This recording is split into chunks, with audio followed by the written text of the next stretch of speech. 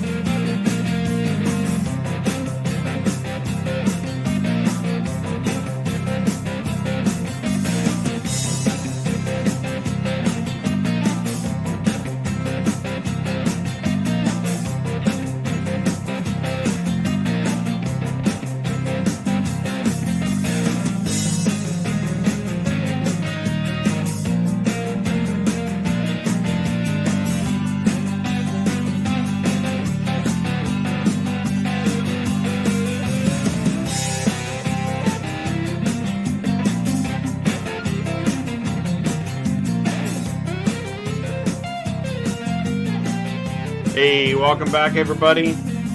This is Tuesday Nights Live on Auto Transport Intel.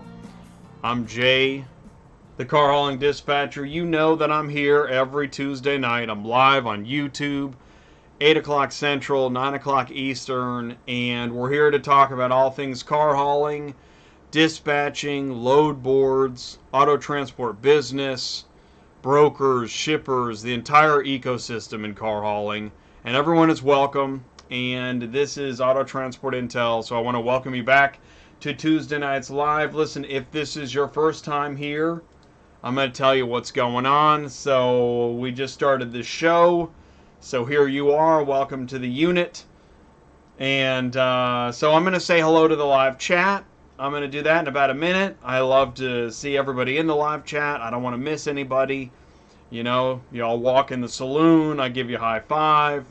And so we're happy to be here. So we're going to do that, and then we're going to go into industry news, which is where I've pulled stuff off of Facebook's memes and violations and wrecks and craziness. So we'll do that. That takes a while. Actually, I got some interesting news tonight. And then I'm going to spend a couple minutes on consultations and merch.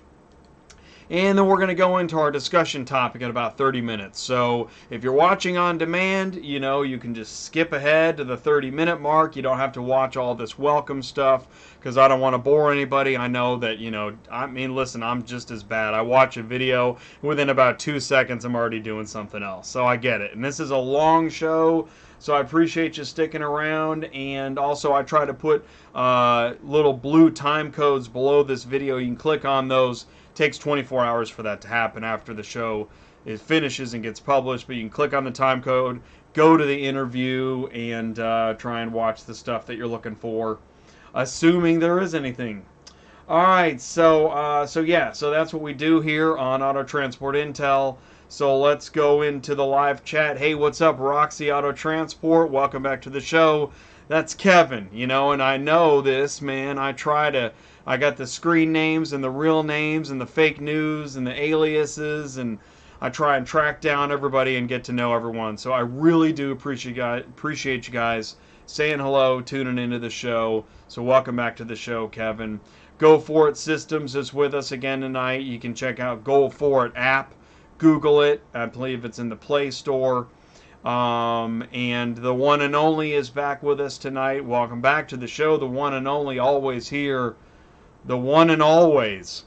All right. And Mark at Trucking Answers is back with us. That's right. Hashtag this is car hauling. If you don't know, me and Mark just started a new show, Trucking Business Freedom. We're going to go live every month, and we're going to see if we can mesh these worlds of trucking and car hauling. I don't know. It's dangerous. I already got some negative comments, so check it out. So, yep, you were the second. That's cool. First, second, third, everyone gets a gold medal. I don't know. I don't think anybody gets a gold medal. This is car hauling. Hey, what's up, Ernest? Welcome back to the show, man. I appreciate you tuning in. Miguel Valle is back, man. Welcome back to the show, Miguel. Clarksville Trucking is with us. Hello, radio. Yeah. How's the audio, by the way? Are we good? Are we loud? Is it? We got a hot mic. We got a hot plate. We got a Minnesota steamer. What's going on? M. Fields, what's up, Jay? Exclusive Luxury Transport in Las Vegas is in the house. Looking forward to the show. I look forward to you guys being here. I really do. Hit that like button. Evil Motorsports is back. That's a good sign. It's a good sign when people come back. So I appreciate you tuning in, Evil. Thank you, man. a.k.a. Limo Joe. Hey, what's up, a.k.a. Limo Joe? First time caller, long time listener, or something like that. Peterbilt 379 is back with us. Thanks a lot, Peterbilt. I appreciate you coming back. Miguel's with MJ Auto Transportation. That's great, man. Share your handle, your social media, whatever it is. Please do share it. Hey, Kimberly, how you doing? It's good. The audio's good. All right, cool. We got Kimberly. We got Kimberly K. We have Kimberly monitoring the stream on the back end, so she's going to help us make sure we don't get any more of that tunnel effect. That was my fault, though. My fault. Whoop is with us. What's up, Whoop? Welcome back to the show. It sounds good. Thank you. I appreciate that. What do I think about Swift drivers? You know what I think? I think that somebody has to do the training. You got to learn somewhere. Now, I do like Swift memes. Don't get me wrong. But, I mean, you got to learn somewhere, right? Don't you? Have we forgotten that? Have we forgotten that you got to learn somewhere? I think we forgot that. That's what I think. And I also know Stephen Hars. He's a Swift trainer, and he's now a friend of mine. He's a YouTuber. So, you know, nothing's easy peasy. I mean, trucking's hard. But I get it. It's fun to watch the crazy stuff. Like that truck slammed up against the wall. Looks like he's listening to the side of the wall. I think it's funny. So, you know, good with bad. Hey, man, that's why I try to laugh at myself on this show. I mean, what am I doing here? What are you guys doing here? What are we doing? We got a show about a dispatcher talking about car hauling? I mean, who cares? I mean, I care, but... All right. Hey, Viper Transport is with us. Hello, Vinny. Thanks for coming back. I do appreciate it. Keenan Moore, where can I find drivers at besides Central Dispatch? Please, I'm new to going to... Oh, you got the $100 deal? You got a dispatch truck? Oh, you dispatch truck freight now? How interesting. Hey, you should send me an email, autotransportintel@gmail.com. And you should come on the show. We should interview you. We should talk. That's interesting. I got to read that again. Where can I find drivers at besides Central Dispatch? Please, I'm new, going to do the $100 deal. I dispatch truck freight now. Okay, yeah. We should talk. That's very interesting. And I'll tell you what. You know, it's interesting. I now have a auto transport business coaching partner. If you do the $100, if you want to do this, if you want to do the $100 1-hour coaching, it's with me and a coaching business partner now. That's the new deal. And we're going to be working towards creating a partnership in coaching, auto transport business coaching, where we give both sides of, the industry's got too many sides for one person to cover it all. He is a driver. I'm not a driver. I'm the guy sitting at the desk staring at the computer all day, losing it. And he's in the driver's seat losing it, and I think together we could totally get you lost. So that's what this stream keeps messing up on me. Really, no video. So here's what's going on. That's really interesting. It's working now? So I'm using Restream.io. I'm doing a test tonight. It's the first time I'm doing this test. So keep me posted, because if Restream.io is not working well, then I'm not going to use it. So I don't know. That'd be really interesting to give me the feedback on that. So send me an email, Keenan, autotransportintel@gmail.com. Wise1 DOS, what's up? Getting into the business soon, thanks to my channel. Okay, well, that's interesting. That anybody would get into this business after listening to me talk. That's a joke. And also, I tell you, the thing is, I know people are getting into the business, so I feel like I'm trying to help. I think that's what I think. I'm not sure yet. You're not on my screen now. Interesting. Stream keeps messing up. No video. keep getting a pop-up saying the video's unavailable. That is really, really interesting. So keep me posted.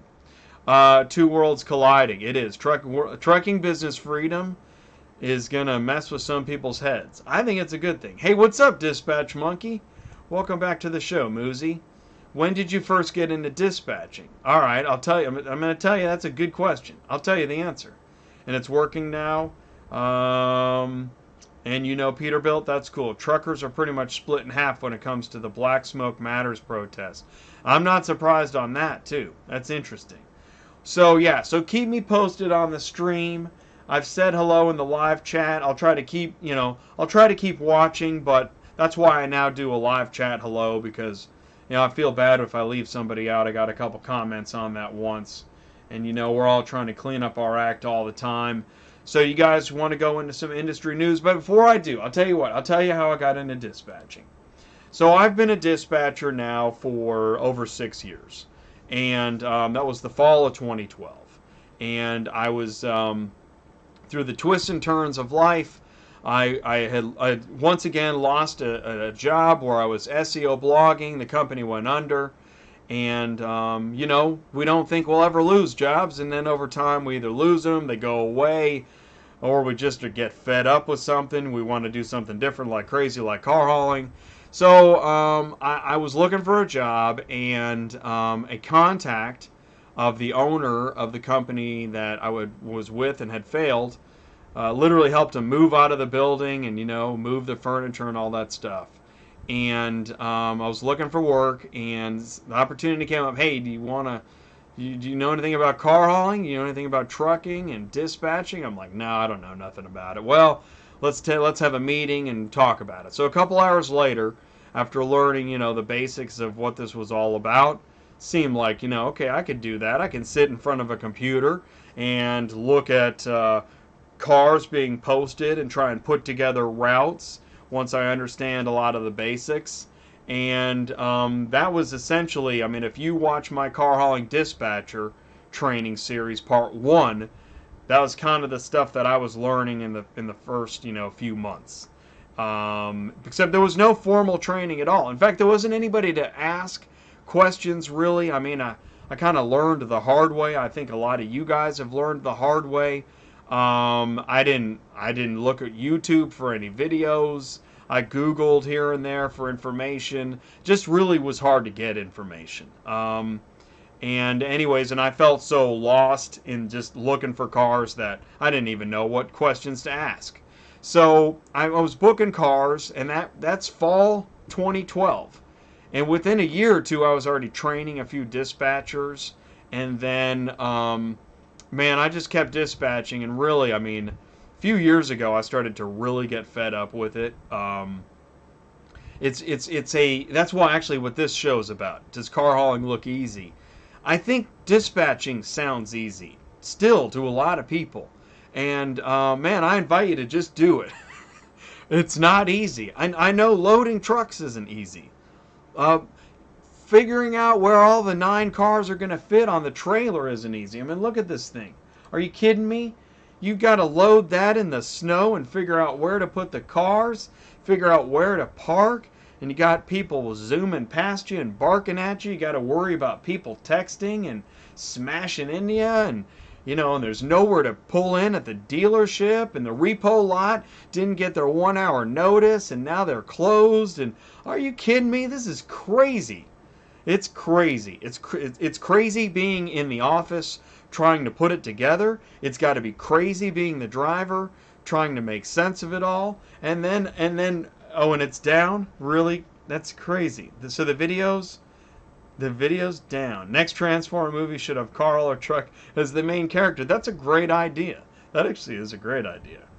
Remind me when I became a car hauler to try to have you as my dispatcher. Well, and that's the thing too. Keep letting me know. So is the screen black? Let's see if I can see what it looks like. The video is unavailable. Ah, okay. So you guys are here. That sucks. Well, let's do this, guys. I'm gonna shut down the stream, and then we're gonna come right back, and we're not gonna have this restream IO craziness. So I'll be right back First time for everything. I'll be right back. And we're back. Okay, so let's try that again. Hopefully it works better now. Because that was kind of crazy. I had to stop the stream. We'll see what happens. I don't even know. I've never done that before. But I don't know. Hello. Hello, radio. So I think I'm live, but I don't actually know. Let's see what's happening now.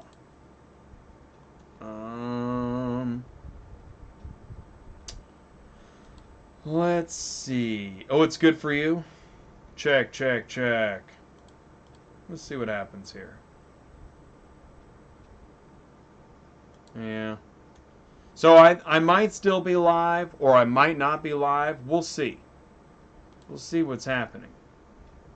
So let's see. I could be in limbo, and that's okay too. I'm okay with that. I am okay with that.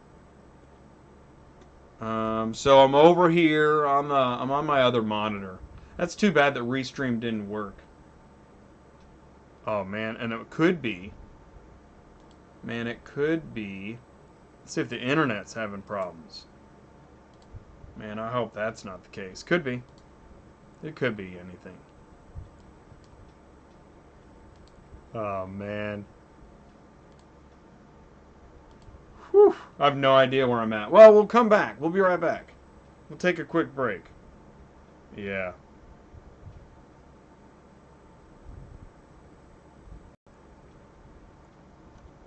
So the Restream.io did not work, which is really interesting.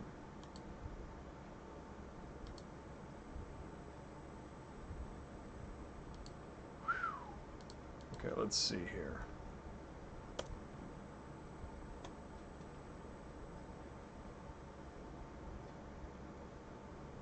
Oh man, I'm dead.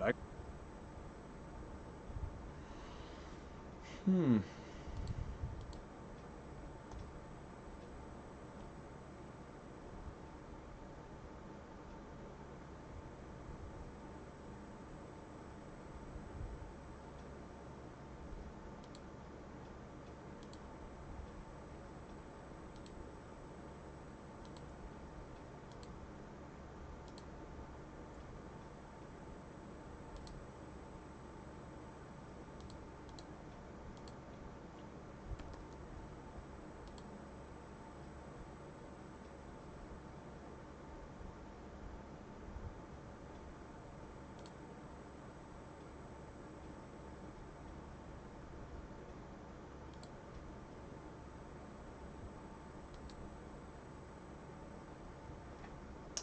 That's interesting. I don't see anything.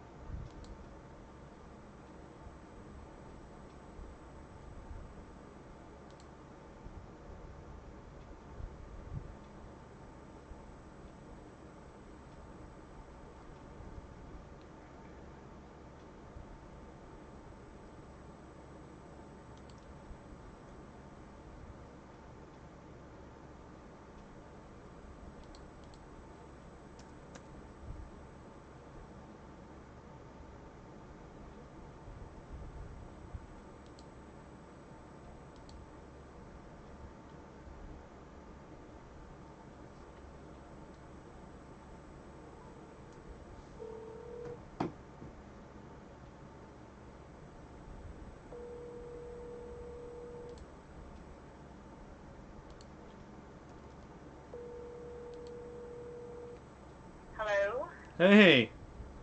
Hey, I'm trying to, I don't know, this is weird. I can't get YouTube to load. No, you know what, it says 500 internal server errors. Sorry, something went wrong. A team of highly trained monkeys has been dispatched to deal with this situation. If you see them, send them this information as text. Do me a favor. Frighting them. Did someone just, like, break it? Do me a favor. Try to just go to youtube.com. Just the site. I did. I am on my computer. Okay. YouTube. Oh, I thought that's where I was.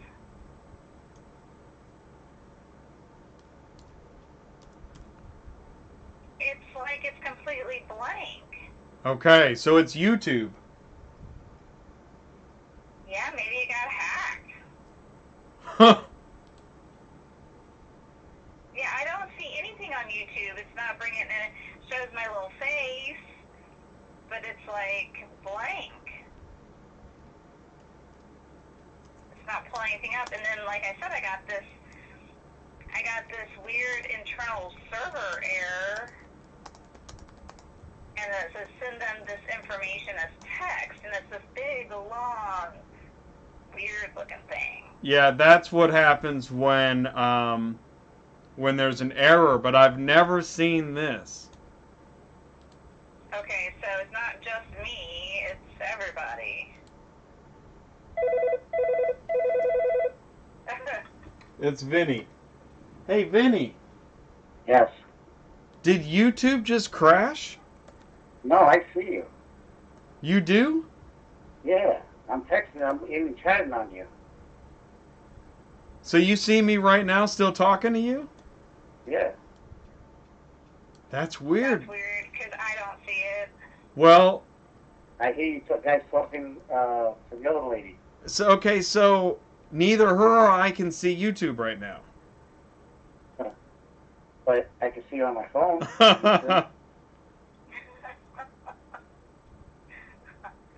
That is weird. This is weird.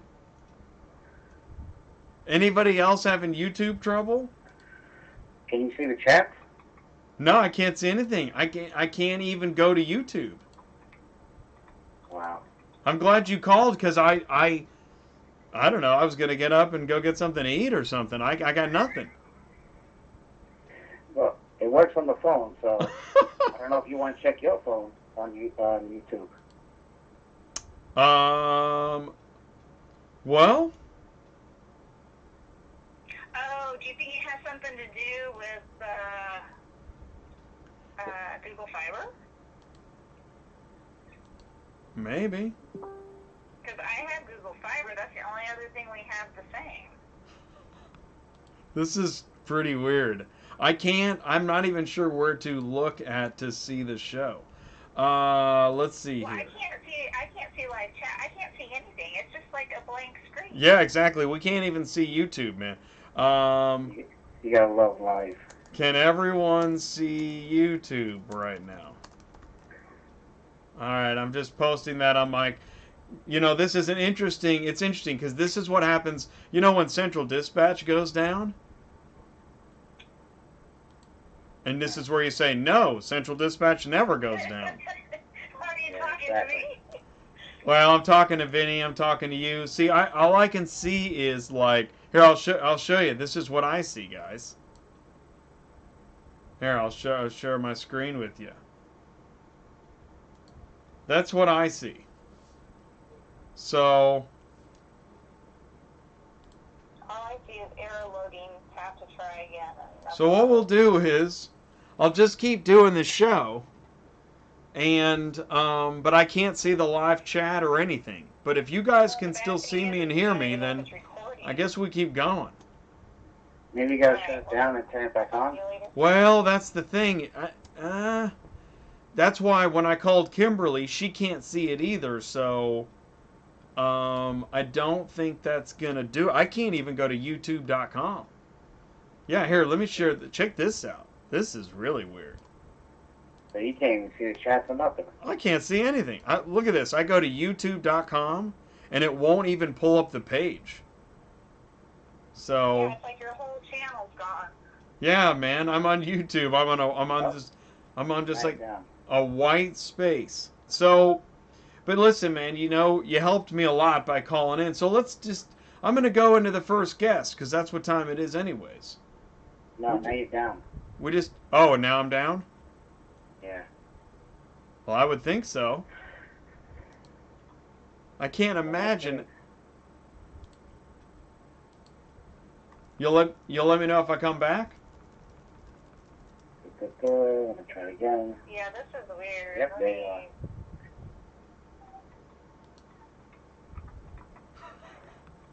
I've never Google YouTube outage and see. never seen anything like it. But I mean, this stuff does happen. I'm just gonna leave it. Right now, that's my auto transport intel page. Oh, here, right now. Oh, no, wait, is this right now? Is this going on? No, this is Monday. YouTube confirmed the outage on Monday. This is Pakistan caused YouTube outage for 2/3 of the world. Pakistan. What? Say it again, Kimberly. This was from Monday. This is from Monday. It says Pakistan causes YouTube outage for 2/3 of the world. Pakistan causes a YouTube outage for 2/3 of the world. It was on Monday. Today is Tuesday. See if I can hear you. Okay, yeah, honey, you're live on YouTube. Isn't that great? I'm reading a story from yesterday. It just talks about Pakistan causes YouTube outage for 2/3 of the world, but this was on Sunday, and they reported it on Monday. So I don't know why it would be bothering us today. It's Tuesday. Well, all right. Well, that's where we're at. Well, let me ask you, Vinny, since I got you on the phone. Why does car hauling look so easy to so many people? Oh, I got more. 702. True, that is. 702. By the way, we were going to do our, I don't know who, that could be a broker. You still there, Vinny? Yeah. This is the weirdest show I've ever had. I'm still getting the internal server error. I still can't get your channel. So what's going on with you, Vinny? Nothing. I just came home from upstate New York. Yeah? I'm trying to watch some your show. Yeah? Yeah, how's that going for you? Nothing like live YouTube. I know. Well, Jason, yeah. Hang on. there's people on Twitter right now talking about gotta- the YouTube outage. Oh, there's people on Twitter right now talking about the YouTube outage. Here, I'm going to do a... Hang on one second, Vinny. Here, we're going to do a conference call.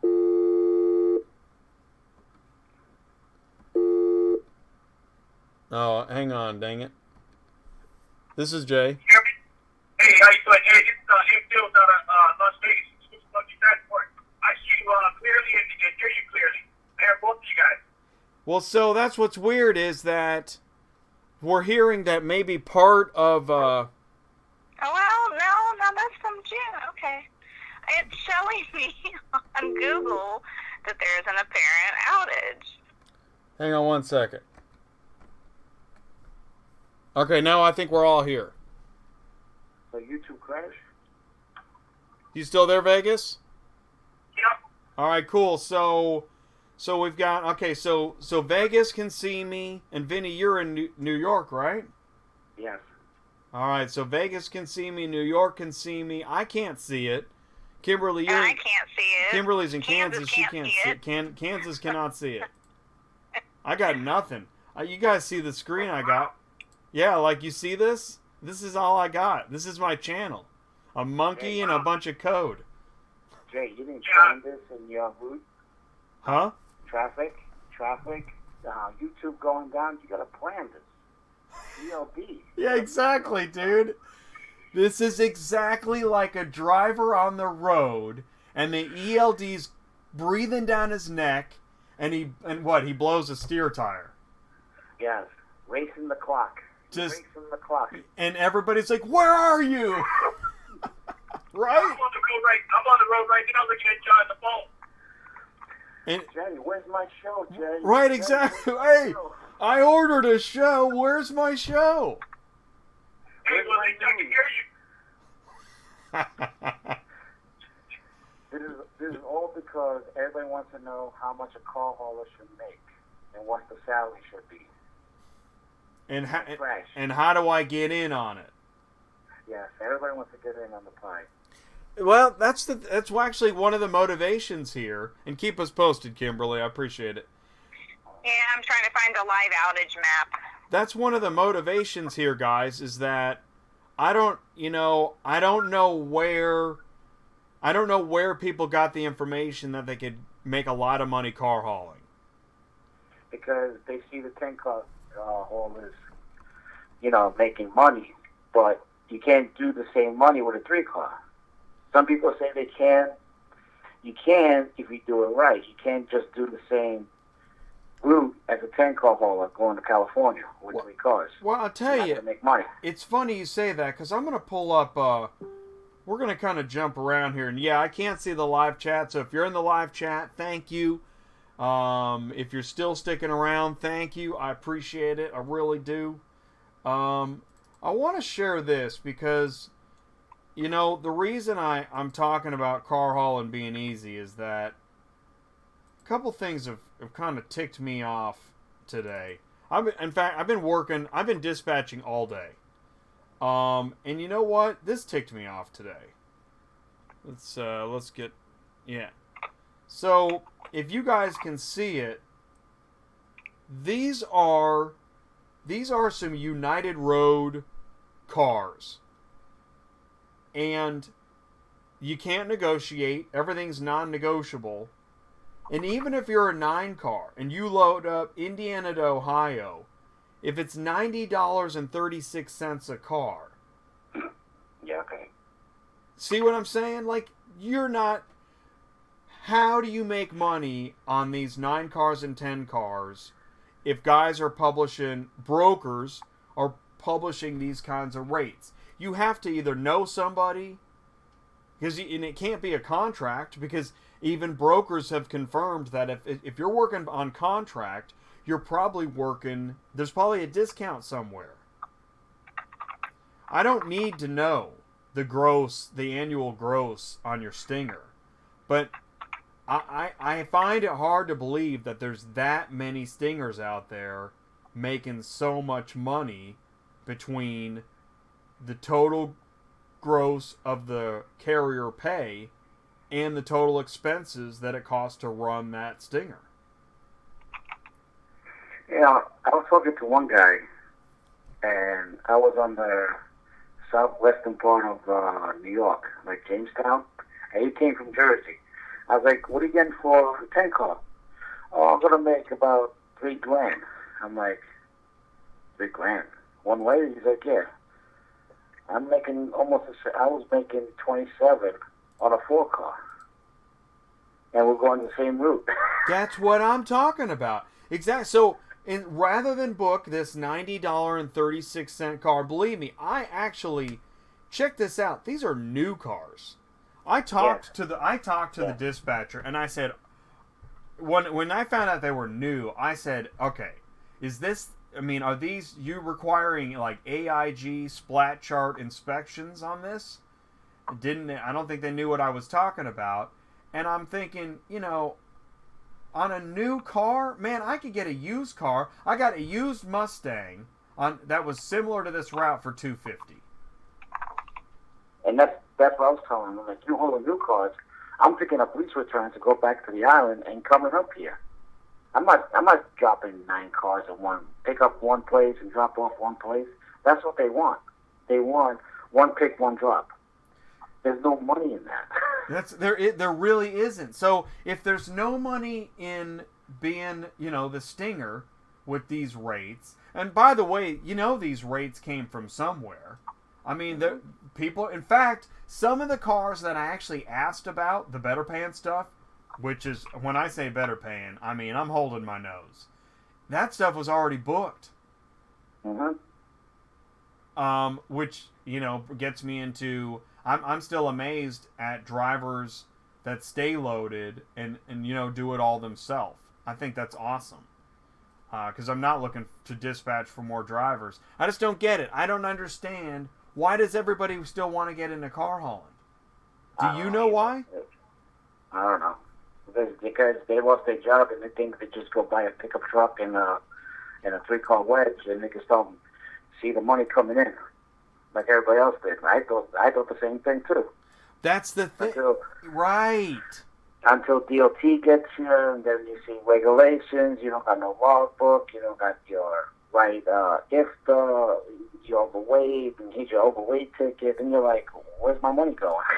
Blowout, this, and hotels, and this, and that. You don't see that point. You just see, $300 to go to Pennsylvania from Long Island, or $400 or $500 going to Ohio. You see that money, but then it doesn't figure in how much it costs to run a truck. And everybody thinks they can run 24 hours a day instead of doing the legal 11 hours of driving. Well, and there's exactly. Now you don't even have that option. You can't fill in the gaps like you used to be able to. No. So I mean, would it be fair to say? And I'll tell you this. I'll say it this way, rather than asking you that question. I know I don't make as much money as a dispatcher that I thought I was going to make. Get back down. Oh my gosh, I can't think of any jobs that pay less than dispatching. Maybe like part-time, like Taco Bell trainee might make less than a dispatcher. I mean, you don't want this job. That's why I don't even understand why dispatchers say they want to dispatch. Okay, Jay, let me ask you something. Yeah. In the last month and a half, have you seen things really, really slowing down on Central, on everything? Well, it's interesting you say that because unfortunately, it's happening. It's October. It does slow down. The good days, the good days are already gone. Mm-hmm. The only thing left now in 2018 is the scraps of scraps. I never saw it like this slow. I always see lease returns or going back to the auction or stuff like that, but this is like, I'm looking from New York to New York, it's like 10 cars. I'm like, you never used to see 10 cars. Wow. When cars arrive. You Well, see like 20, 25. Okay, right, and you're checking Central and cars arrive? I'm just checking cars arrive. Okay, okay, gotcha. That makes more sense. Well, and right, but you would know. I mean, you're used to looking at it, and you know when you think you see less. I mean, you would know. Yeah. I was gonna pull up Central, but and here's the thing. This is why I do the show. There are a few main reasons I do the show. One is I need something to do because dispatching makes me crazy. Okay, and number two is that I'm sharing knowledge of how to use Central Dispatch and things. Since so many people aren't going to make videos about how to use their product, I figure I might as well do it, right? And then the other thing is that I think that by talking about this stuff, people are better prepared if they're actually really going to get in this industry. As you can see, I don't paint a super rosy picture, but you may as well know going in instead of finding out the hard way, right? Yes. And part of that not rosy picture is that if you plan on booking loads off the load board and staying booked that way, that's a bad idea. Because the loads are not here, right? I mean, exactly. You can find stuff. Central Dispatch should be your backup plan, not your main plan. No. And that's why I go crazy, is that I'm always hunting on Central Dispatch, and it makes me nuts. Listen, me and Brendan, we were talking, and I was like, if we all do it again, we'd just go get a tractor with a 7-car and do it that way. People used to think, I don't even see the and you see me chatting away. Well, what's the best setup? get yourself a CDL, get a tractor, get a trailer, and you go. Everybody's going to tell you, no, the pickup is good with a 3-car. In my experience, when you have a tractor, DOT doesn't bother you as much as a pickup truck. I have heard that.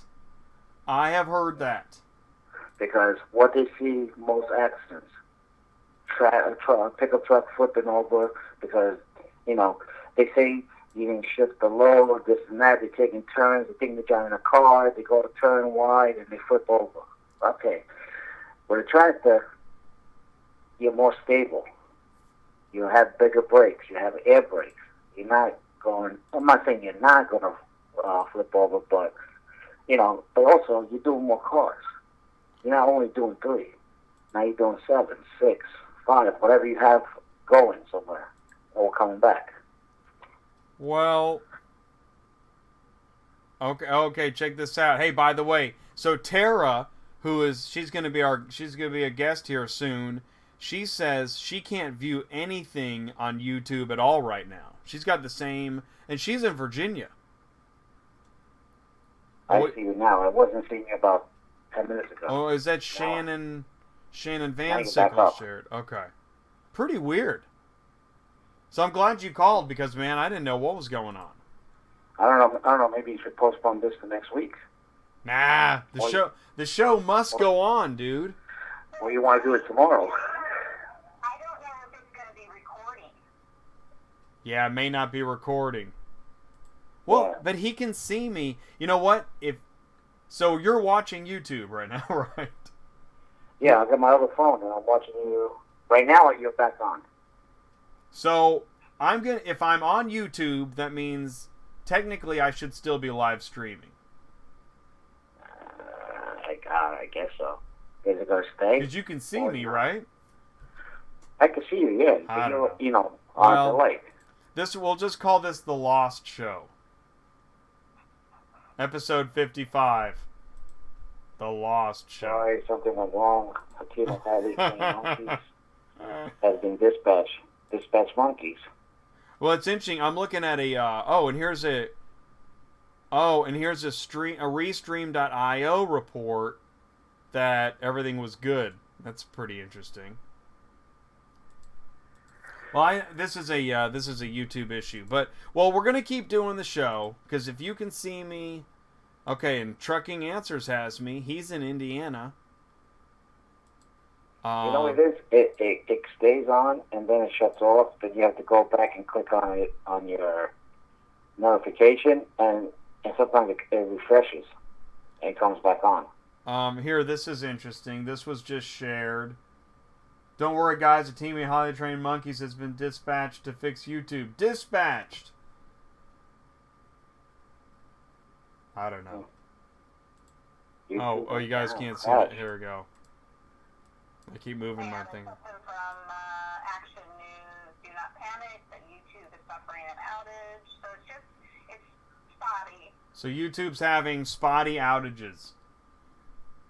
The Russians, they This is it's like Red Dawn. What were you doing when Red Dawn showed up? I was watching Auto Transport Intel. And then a sniper took me down. Okay. Well, that's interesting. Well, you know what? I'm glad to be part of the, whatever they're gonna call this. So, well, let's do this. I'm gonna bring Tera in on the, I'm gonna talk to Tera before I let you go, Vinny, and do me a favor. If something else changes dramatically, will you call me back and let me know? Okay. I'm glad you called me in. We're going to talk to Tera. We're going to try and get back on our normally scheduled program. And then maybe we'll try and do some industry news. And then let me make sure I've got your number. Don't say it. Don't say it. Let me just double check. I know I got you in here, Vinny. Let's see. Yeah, I have both numbers. Hey, do me a favor. How about this, Vinny? Will you send me an email, autotransportintel@gmail.com? I will. With your phone numbers, make sure I have them, and then if I get totally lost, you'll let me know. Is Dave on tonight?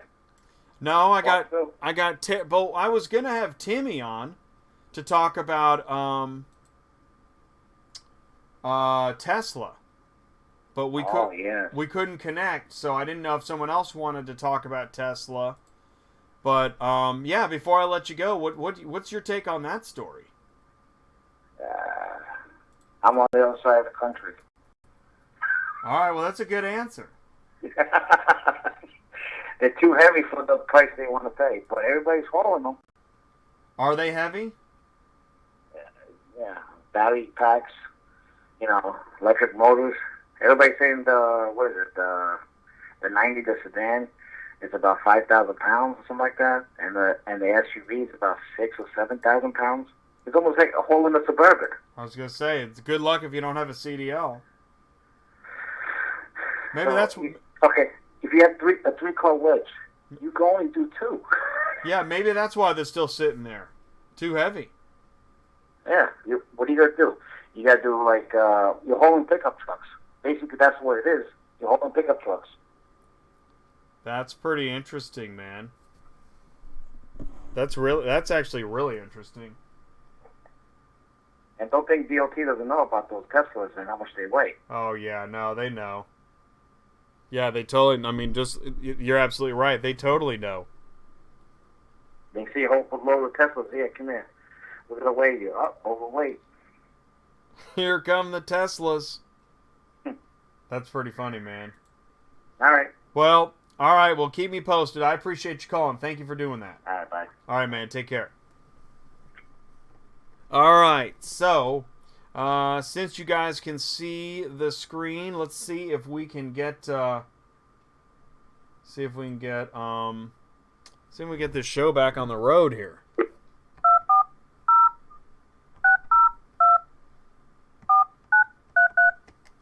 Pretty interesting.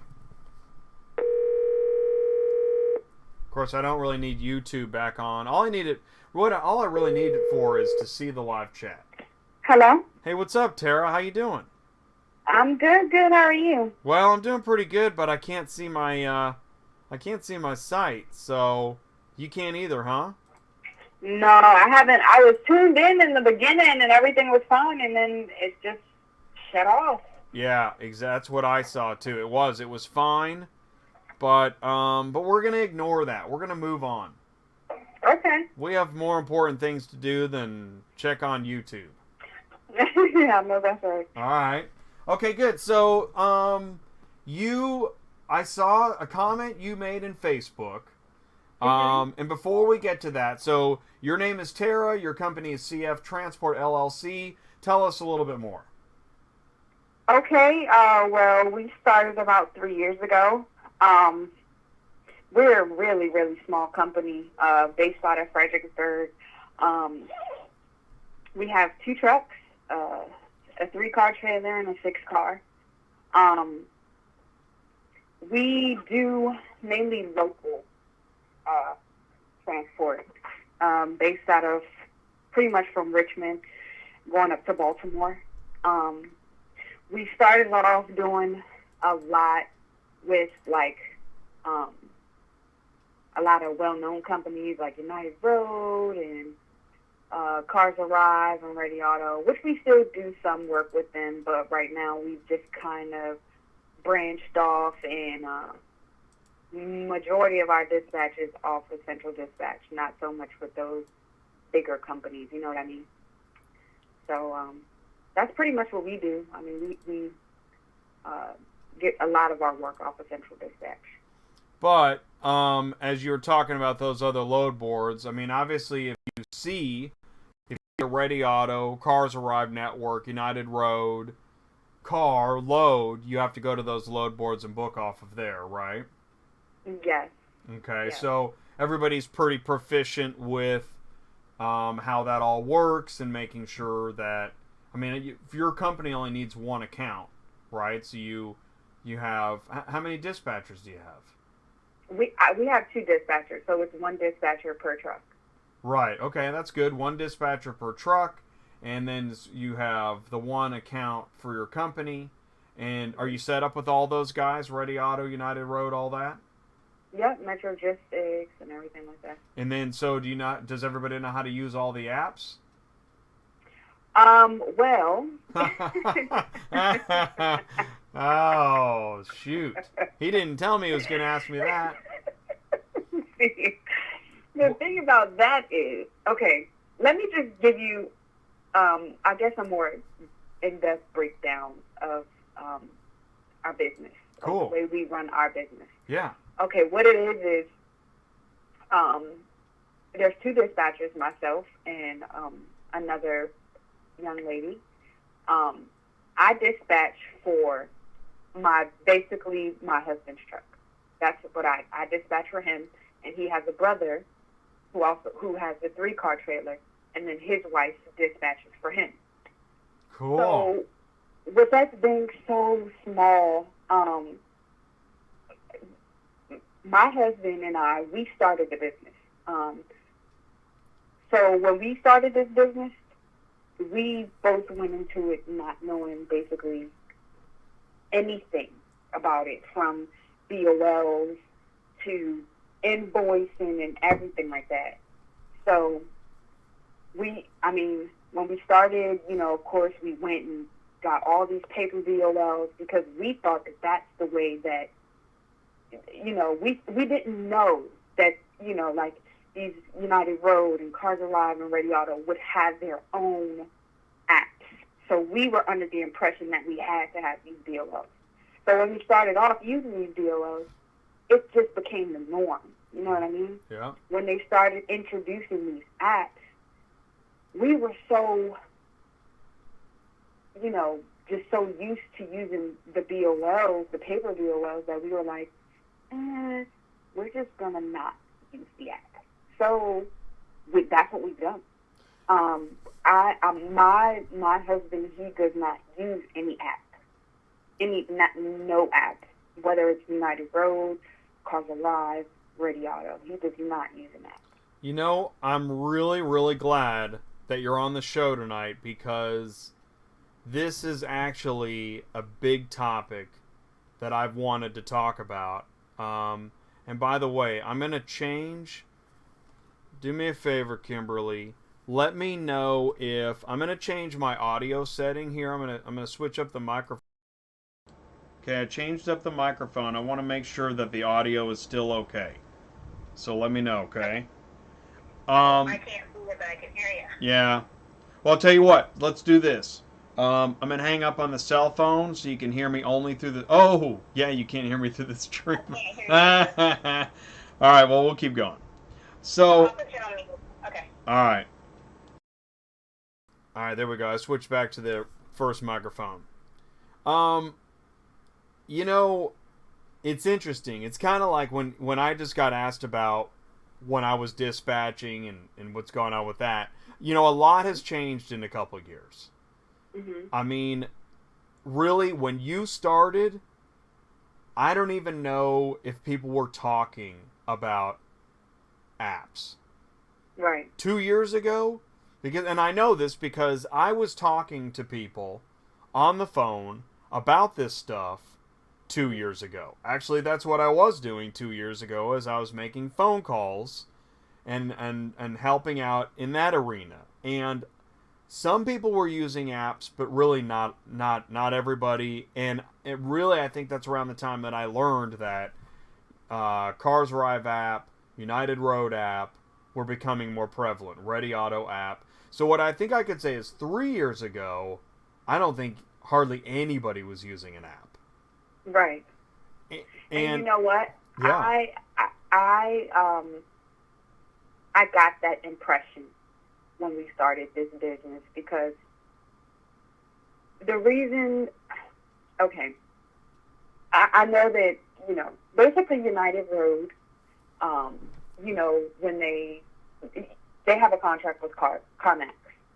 And what happened with us is when we started the business in our region, in our area, CarMax was having a big issue with moving their cars through United Road. Right. Because of the way that they had it set up and the way that it was just very, very unorganized. Yeah, it was. So what happened was when we started the business and we started going to these CarMaxes, the CarMax employees were like, please take our cars. Take these cars. We want them off our lot. And we were in a bind because we're like, well, I can't take these cars because they're not assigned to us. Or I can't take these cars because they're not dispatched to us through this app.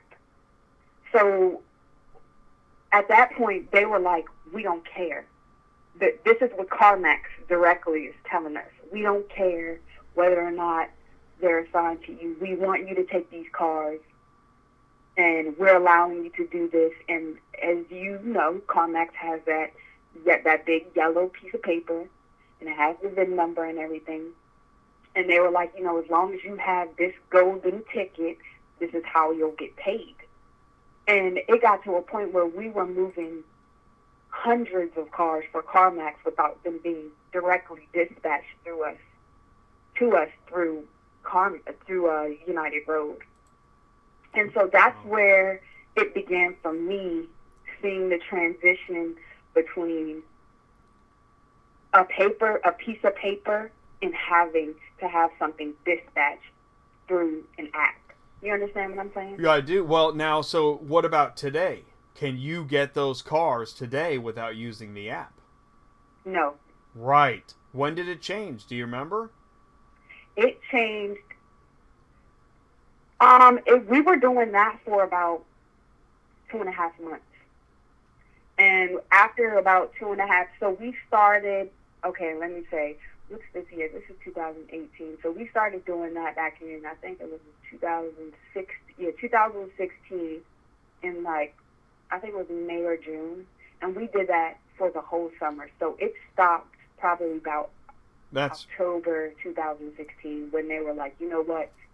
We can't even give you the cars anymore because United Road is, you know what I mean? Like, that's where United Road kind of put their foot down and was like, stop giving out these cars. That's what's interesting is it was around the time that I think you started when CarMax was still dispatching cars on their own website and through some other brokers. And United Road got the whole contract sometime 2 years ago.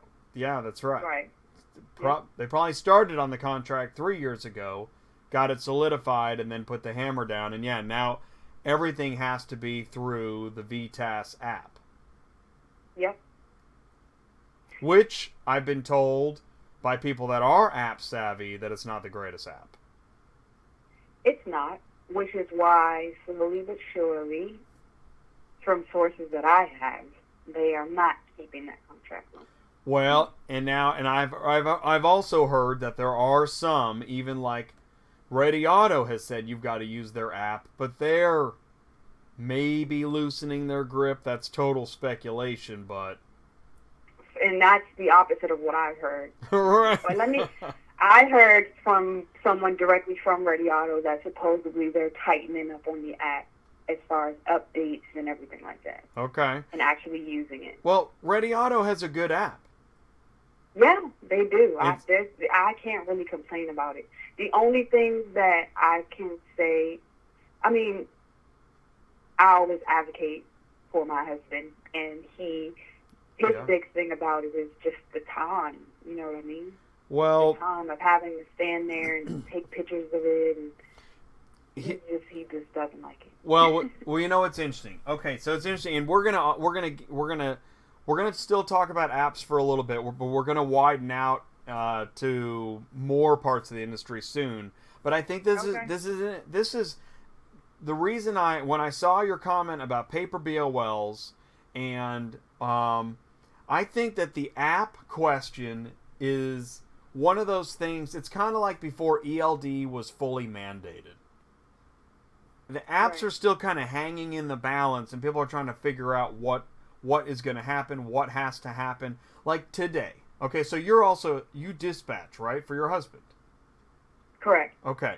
So we probably had, well, I think you said the truck is down, and that's also, another issue. But we probably have similar days where we're looking at load boards, we're talking to brokers, we're booking cars. Like today, I was dispatching all day long, which, you know, probably put me in a little bit of a frustrating mood, but you know, it is what it is. But I'm booking United Road, I'm booking Cars Arrive, booking Ready Auto, booking other brokers, and like the Ready Auto load that I booked, I don't even think the driver used the app. And I don't think he's worried about it. I don't think that I don't think he actually has to use it, even though I know Ready Auto says he does. I'm not trying to start a fight, but what we're getting at is sometimes drivers just want to pick up a car. Yeah, most definitely. I think 90% of the time that's what it is. But 90% of the time that's all they want to do. Nobody wants to have to deal with paperwork and all that. I mean, I don't see why they should have to. But here's the thing. I do think that apps are good because if you take the time to use the app and you take the photos are inside the order on the app, so you have all your information in one place. It's easier for the dispatcher to send the data to the driver, right? Because if you can input your data and then assign a load and it goes to the driver, I think there's many reasons why an app is good. But I'll tell you what, even today, in 2018, I'm trying to import dispatch sheets. I have to redo the information. The city's wrong. The city's going into the wrong field. The address goes into the wrong field. It's still a lot of work. I got to chase down gate passes. I can't believe, for having been told that robots would take all of our jobs, I still spend all day long making phone calls and trying to get correct information. Do you do the same thing? Absolutely. So are you left scratching your head wondering how in the world is somebody going to develop an electronic system to replace all of the phone calls and detective work that we do all day? I don't think, to be honest, I don't think it's possible. That's why I don't even entertain the idea. Did you know that people are working on that? I think it's a waste of time. I've actually talked, this is going to really blow your mind. I've talked to several people just this month that are working on it. Yeah, I just... And I'm thinking, well, one person wants me to help, talk about all the different problems. My goodness, that's why I have a 3-hour show every week. It's nothing but problems. I have no idea how somebody's going to create an electronic system to automate this process. No, I just don't think that I don't think it's possible. At least not for me in particular. Like, I would never I don't send my driver anywhere without making a million phone calls. Exactly. Even, this is great. I sent a driver to an Odessa today. I called, I called the broker, got the dispatch. He sent me an email, I got the gate pass. I called the Odessa, and I made sure the car is actually there, that the VIN number is even real, that we're not all just being lied to. And guess what? Through 3 phone calls, we actually had a dispatch. Get this. He goes to the security shack, and they can't find the gate pass. So, I mean, I can lead a horse to water. I can't imagine how an electronic system is going to be able to make all this happen. But yeah, no, it can't. I just, unless every system is integrated, I mean, from Odessa to the apps to what we're using, unless everything is integrated, there's no way possible. No way possible. Well, check this out. This is really interesting. There's a company out there with a technology that will allow... Okay. You know how your husband walks onto an auction lot and he has to go hunting for the car? Yes. There is now a technology where if he puts the VIN number into the app of this technology, it'll show him exactly where that VIN number is sitting on the lot at this moment and give him walking directions of how to get to it. Nah. Yeah. You know. It really I've actually heard of this technology. Let me tell you something. I live probably 9 minutes away from Mannheim, Fredericksburg. We frequent that auction because not only do we do transport, we also have a dealer's license. So we purchase cars from Mannheim as well, and Augusta and everything like that. So not only do I have the dispatching side of it, I also have the dealer side, having to deal with all of that. But with that being said, this Mannheim over here recently changed their lanes, and I mean changed them all around. Like lane 1 is on the other side of the auction, and lane 15 is on the totally opposite side of where it was. Okay. The auction can do whatever they want. I can't see how that app could stay up to date. I can't. Oh, I can't picture it. I'm so glad you said that. So check this out, because this is what it's going to take to make everything. Everything is going to have. Do you know what an RFID is? I've heard of it. Yeah. Okay, think of it this way: you go to a store, and every single item has an RFID tag. So no matter, so even if you put you put RFID 1 on a can of green beans, mix it with all the other green beans, you could still locate that specific can of green beans because of that specific RFID. Right. You can't walk out of a CD store with a brand new CD that has that little thing on it because it'll set off the sensor. But it's more specific than that. Okay, so they have created. This technology company has created this device. Looks almost like a garage door remote control. And they put this in every single car on the auction lot. And each garage door opener contains individual RFID chips. And that RFID chip, that garage door opener was put in that car, matched up with the VIN number, and now the VIN number knows that garage door opener until it's reassigned. And that's how. So the app knows each garage door opener because it's connected to a VIN number.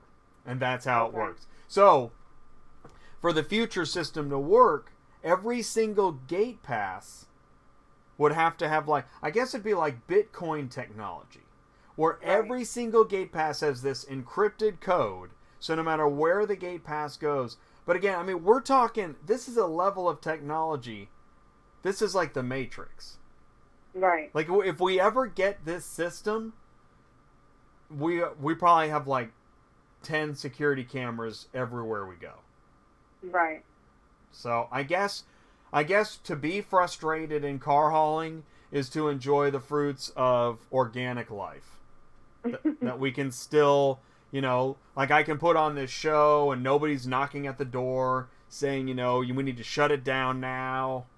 You know, I don't know. Right. But I know. I mean, if they can make it work, it sounds good. Well, that's the thing. It does, doesn't it? Because it's so bad. I'd have to test that on myself. Well, and that's the thing. I'd like to test it too. Well, and think about this. Think about all the different areas that need to be fixed. Like, number one, let's talk about broker rates, right? Hey, if you were a broker, would you lowball too? Would I lowball people? Well, I mean, that's the problem. Just like if we sell something, we want the most money out of it. That's where, you know what, I tend to not blame the brokers as much as maybe it's the lead generators. The lead generators that are getting some of these leads, I think they're starting to lowball. Anyways. Yeah, and I think, and you know what, a part of it, I think, is the lack of education and knowing what it takes to do the job that the truckers do. You understand? Like, because, okay, for example, being as though I do use Central Dispatch, I have a lot of customers that I have built my customer base, basically. That's good. Sometimes I That's can't right. get their cars picked up with the two trucks that we have. Sometimes I may go ahead and say, you know what, let me just go ahead and see if I can get another carrier to get this car. Now, if I started in that business, in the brokerage business, and I did not know the ins and the outs of what these drivers go through to get this job done, I can't say that I wouldn't be like, let me try to get this for the lowest price versus giving them what they really deserve. You know what I mean? But being as though I do know everything that goes into all of this, I'm more inclined to offer someone a way better rate than another broker would. You understand what I'm saying? I do, and I think that actually that's a big part of it. Is, you know, if you're just, I suppose if you've answered an ad, you know, get rich brokering, and I feel like when I make phone calls, I'm calling about a load. I can tell right away who I'm talking to, and I hear either like, you know, so when can you pick it up, or right. we move it all the time for that rate, or whatever it is. Yeah, they just don't know what it's like to be messing with the truck. Right. So what's going on with you guys' truck? You guys going to be up and running soon on that truck, or is it an expensive problem? I am hoping. We ordered the parts from Kaufman yesterday. Oh, okay. So we should be here maybe Thursday, but we need an equalizer or something like that. Waiting on a part. Yeah, man, that's brutal. Yeah. Hey, what about? I mean, not even only that, finding a great diesel mechanic is one of the hardest things to do around here. I don't know if you have that issue, but out here it is so hard to find a good diesel mechanic that's consistent. I've heard that before. Maybe that's the thing. If you're not sure what to get into, car hauling or diesel mechanic, maybe go for diesel mechanic. Maybe. Because There seems to be a shortage. I don't know what they were talking about, that shortage of car haulers, but there's definitely a shortage of diesel mechanics. Well, that's the funny thing. Nobody's saying there's a car hauler shortage. They're saying there's a driver shortage. Oh, wow, yeah. Well, I mean, I don't know. I can't speak on that. Nobody's... Yeah. Well, but nobody says there's a car hauler shortage. I've never heard that. I've heard there's a car hauler overage. Doesn't it seem like there's a lot of car haulers? Yeah, most definitely. Yeah, it does. Well, how about this? How about when brokers ask you if you'll do it for $50 less? No, I never, ever take that offer. Doesn't that tell you something? I have set prices. I don't really business about what the brokers want. What if the cashier at the hardware store was like, listen, don't say anything, but I can get you 2 shovels if you give me another $50. You know, come on, man. Like, what else works that way? Right. I just can't, I've never really gotten over that one. I mean, the mix is hilarious, and actual pickup, actual delivery, okay, that's pretty devious. But if you'll move it for $50 less, I'll cancel with the guy I got now. That's kind of unbelievable. I don't think I've ever heard that one. Oh my gosh. Okay, check this out. All right.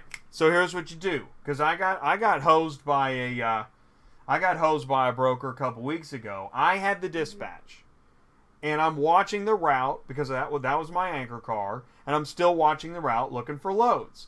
And what pops up? The car that I booked the next day. All right?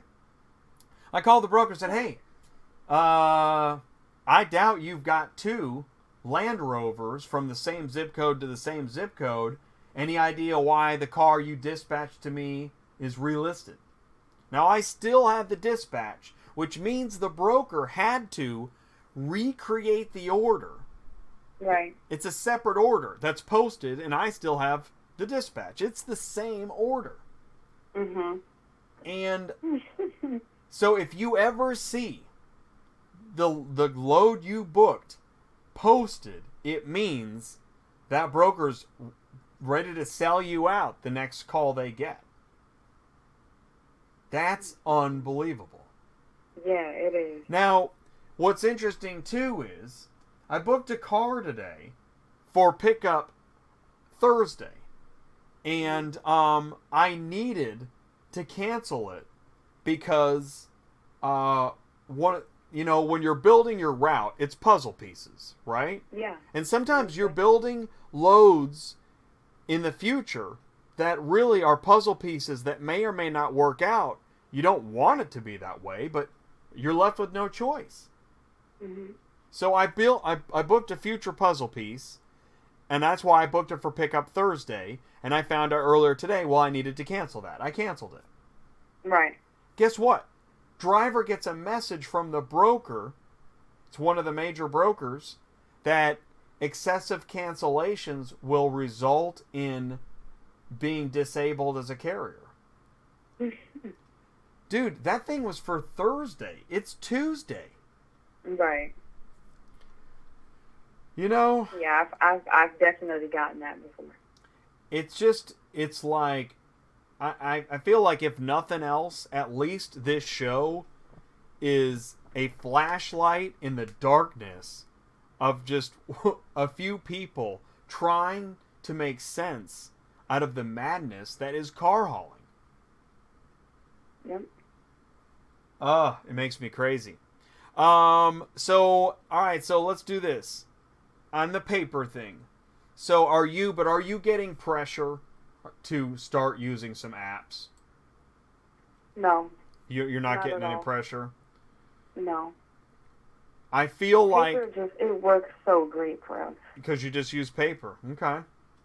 Yeah, I mean, it just works so much better. I mean, even as far as me keeping track of accounting wise, tax when it comes tax time, all so much easier. I mean, even as far as doing mileage for IFTA, I do all of that paper process.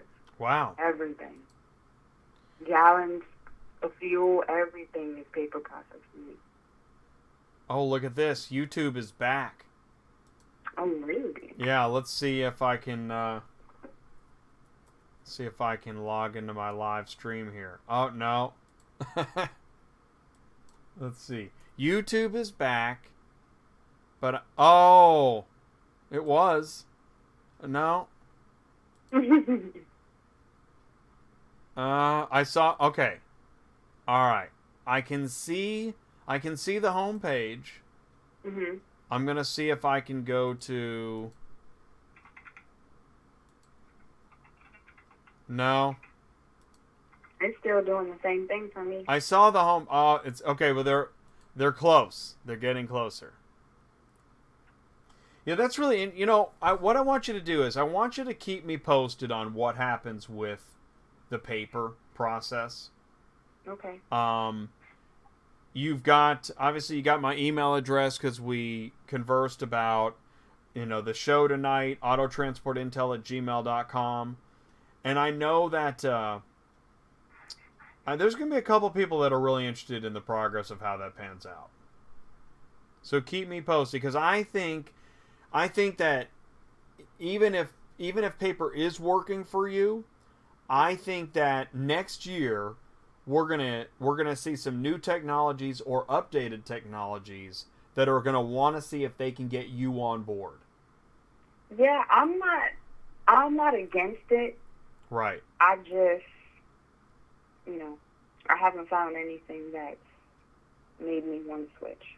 Because I look into them from time to time, but nothing that is just so great that I'm like, yeah, I have to try this. Awesome. Well, I think that there will be technologies that want to see if they can. Really, what they need to do is they need to see if they can make using an app easier for you than doing it with paper. Yeah. I mean, I think that, you know, with us being local, I can't see that, like, and what I was kind of like, when I was gathering my thoughts before this call, I was thinking, like, you know, for long haul trucking, an app would almost be like imperative when you think about it, because there needs to be that communication. But being as though my driver comes home every day, it's easier for me to just grab those papers and then do my thing afterwards. You know what I mean? Well, here's my question for you: is that when you book loads, you're using electronic load boards, right? I am, yeah. Right. So what if you didn't have an electronic load board to use, and you had to use like phone books or however they used to do it? Right. So that's the point, is that since we use apps, right? Everything is electronic, and Google and YouTube and Facebook. I really think, and that's why I think that you might be part of the target market of future technologies that want to prove once and for all that there is a way to do this better. Because what's interesting is there's already other technologies like Central Dispatch where they do something electronic, but it might only be one thing that they do well. Right. Whereas if you had a whole system where, like, and this goes to the car shippers, and there's some people that I have talked to that I think are very interested in seeing if this is possible, is that what if a car shipper, Joe Schmo, is going to move his family, and he could pull up an app, and his wife could pull up the app, and they could look at shipping their car, and when they enter their information, rather than going to some lead generator spammer that goes to 40 brokers and makes their lives crazy, because those people's lives are being turned upside down by entering their... Did you know this? Some people enter their information onto web forms and get like 50 phone calls, get cussed out. I heard a recording of a broker cussing out a shipper for not going with him. That's real. That's real. You think we have it bad when we negotiate loads? You should hear some of the freaking phone calls people get. It's unbelievable. It should not exist in 2018, but it does. Right. In car hauling. Because car hauling is the Wild West. So what if there was an app where you could, not these silly names like Honest Car Hauler, and it's really just a giant snake nest. What if there was an actual app for a car hauling company you could trust to give your information to? It only goes to a few brokers that actually want to help you, that are actually going to compensate an actually good car hauler to actually come up and pick up your car in a realistic time window, where the car shipper isn't over demanding, the car hauler isn't underpaid, and everybody's going crazy trying to verify which address it is. What if that technology could exist? Yeah, it would make everything easier. Right? There are people working on that. And I don't even think that you or I know who they are. I think that what we've seen so far is just the beginning of what people are going to actually do. And that's why, Central Dispatch, it's interesting. On the one hand, I made Central Dispatch tutorial videos, and on the other hand, I'm saying this is the original Nintendo of load boards. I mean, it's amazing how primitive it is. And every time I start up a new window, I got to retype the city. The thing never remembers anything I'm doing. These buttons are silly. It goes to crappy maps. And, I mean, it's unbelievable. There's no pictures. The ratings mean nothing. I mean, this is so primitive. I can't believe it's the #1 load board. Yeah, It's crazy.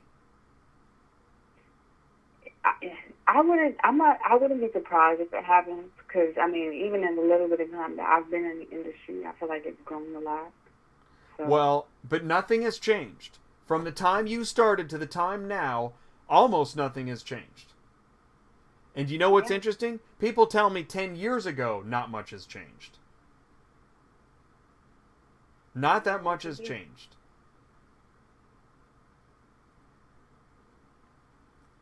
But do we need things to change? Do you want things to change? no, not really. No, I I'm do. good. I need things to change because the job as it is right now makes me crazy. I mean, I guess the route that I have and what we do is Because you got a local route. And you do work right. with the same brokers over and over, right? So you kind of have... It's not. Oh, it's you know, it's not always the same brokers. I No, don't... but a lot of the times, I mean, I do get from the same brokers. Like I do have a few brokers that I work with all the time, but it's not always the same brokers. But I would definitely understand how you could want things to change. Well, So, I mean, the way you book is, whew, I couldn't imagine. Well- I mean, when we first started, I did, you know, I booked a trip to Tennessee, and we did that, but it just didn't work out for me. Well, let me ask... that long haul didn't work out for me. Let me ask it this way. Do you find dispatching easy? Can you call a car, book it, and then put your feet up and go do something? No. No, because information's wrong, right? Yeah, or the information changes. Or, exactly, the information's wrong, it changes, or maybe... I mean, there's so many things that go wrong.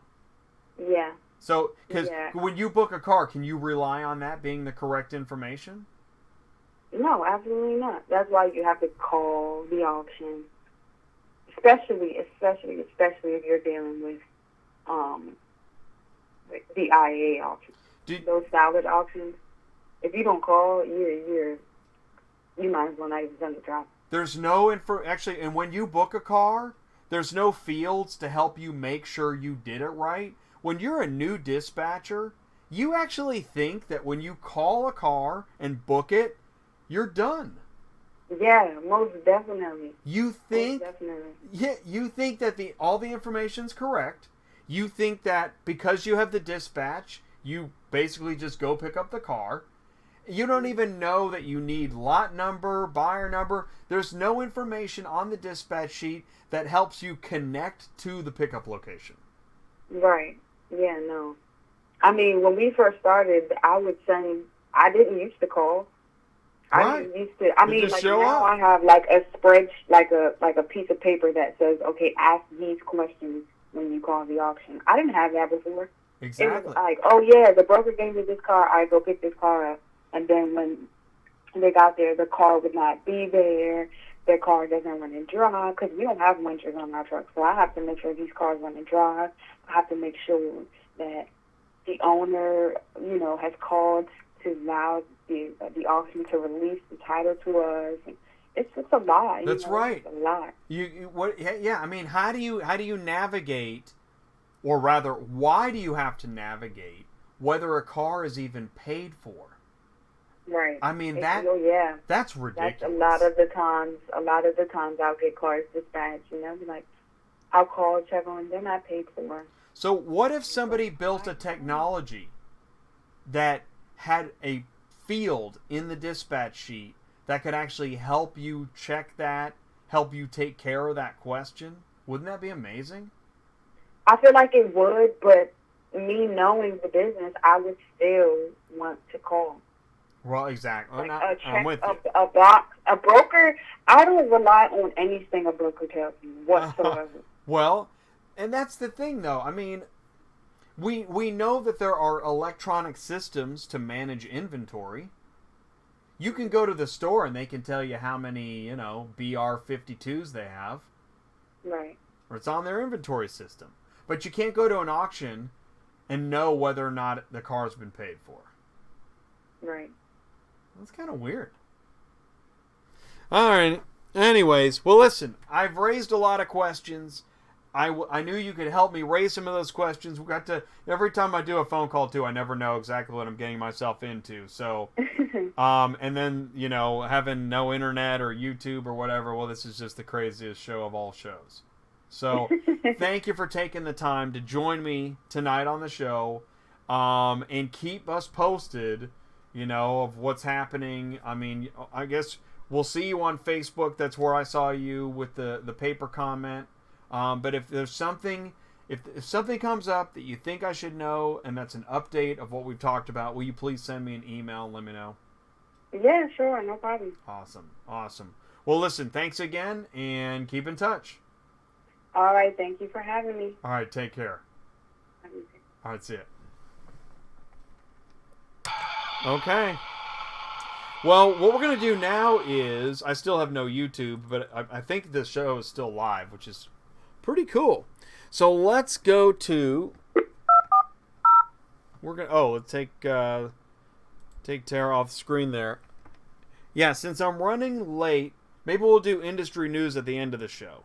So we're going to call Leek. Okay? We're going to talk to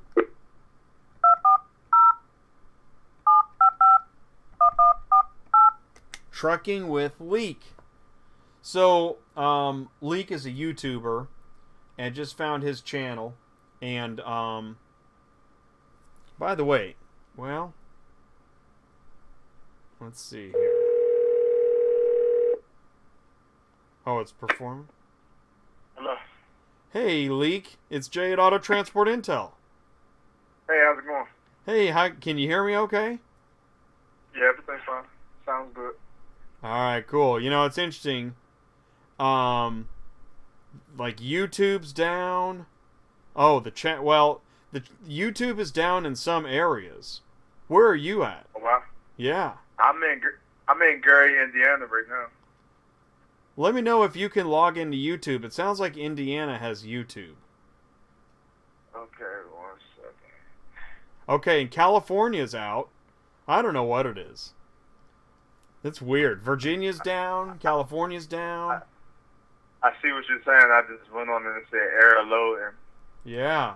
What in the world is going on? But apparently I'm still live. So we're just keeping the show. Just gonna keep going.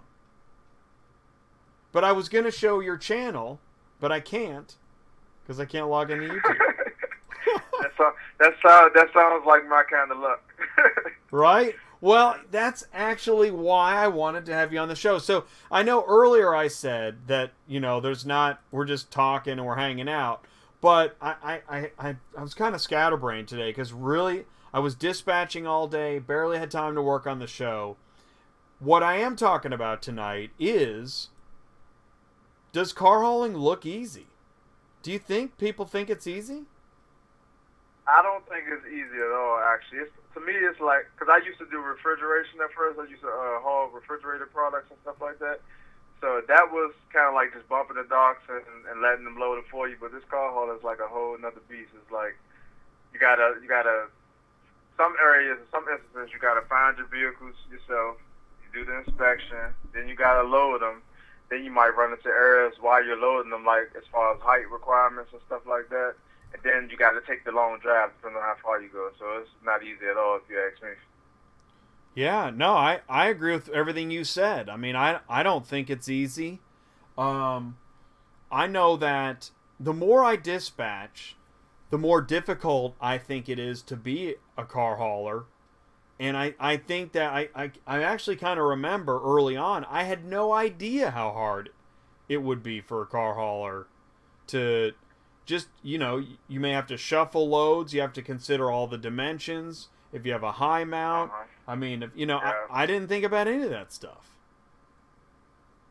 Then it doesn't help that you don't really have, there's not really that much information out there on the internet or nothing like that for you to find. That's one of the reasons why I wanted to start the YouTube, just to be able to give out information for people who want to get into car hauling, so they can have somewhere to find, see if it's for them. Of course, you're going to know more so once you get your hands on, but just to give them some type of information. I know it was hard for me to find when I was interested in it.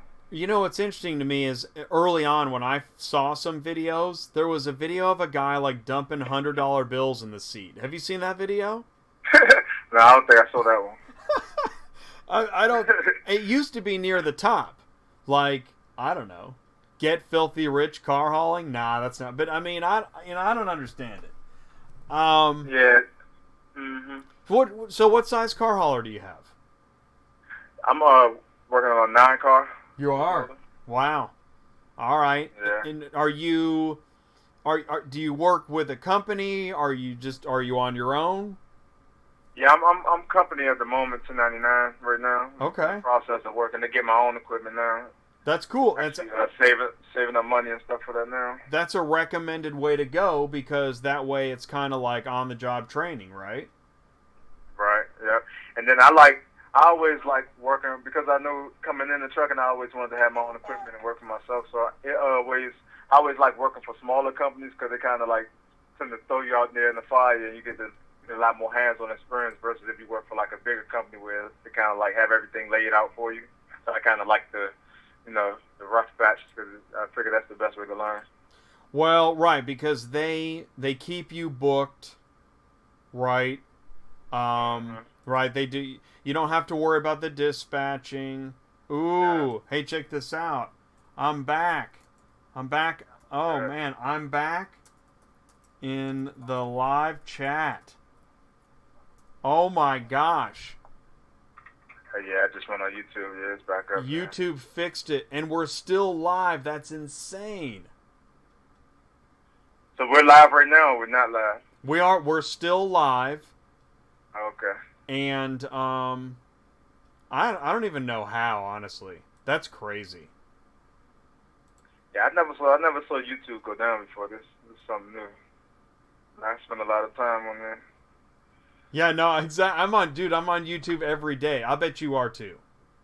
Yeah, me too. Every day. It's just, I feel like I just try to learn as much as I can about trucking and stuff, just so I can be better at the job, at the career. Well, it's interesting you say that. Okay, yeah, there's notes all over Facebook. YouTube is back. Let's see here. I'll just put a note. It's interesting. I mean, I know that for you're driving, you can't check it as much. Although since everything's on devices now, I'm on Facebook and YouTube all day. Are you like that? What you say? Are you? I'm on Facebook and YouTube all day, every day. Yeah, I'm on YouTube. I'm not more so on Facebook. I try to be on. I like kind of like Instagram and YouTube. And it's interesting you say that Instagram. Oh, okay. It looks like everybody's back, and I've been live the whole time. That's pretty funny. I wonder what they'll call this. The YouTube ellipse. YouTube apocalypse. YouTube Chronicles. Or bloopers. Instagram is really cool. You know what really surprises me about Instagram is the level of quality of everybody's pictures. Have you noticed that? Yeah, you said that the following of the pictures? The quality of pictures. Quality, yeah, quality. A lot of people take a lot of, you'd be surprised, a lot of people take a lot of, what's the word I'm looking for? They put a lot of time and effort into taking those pictures, especially like females.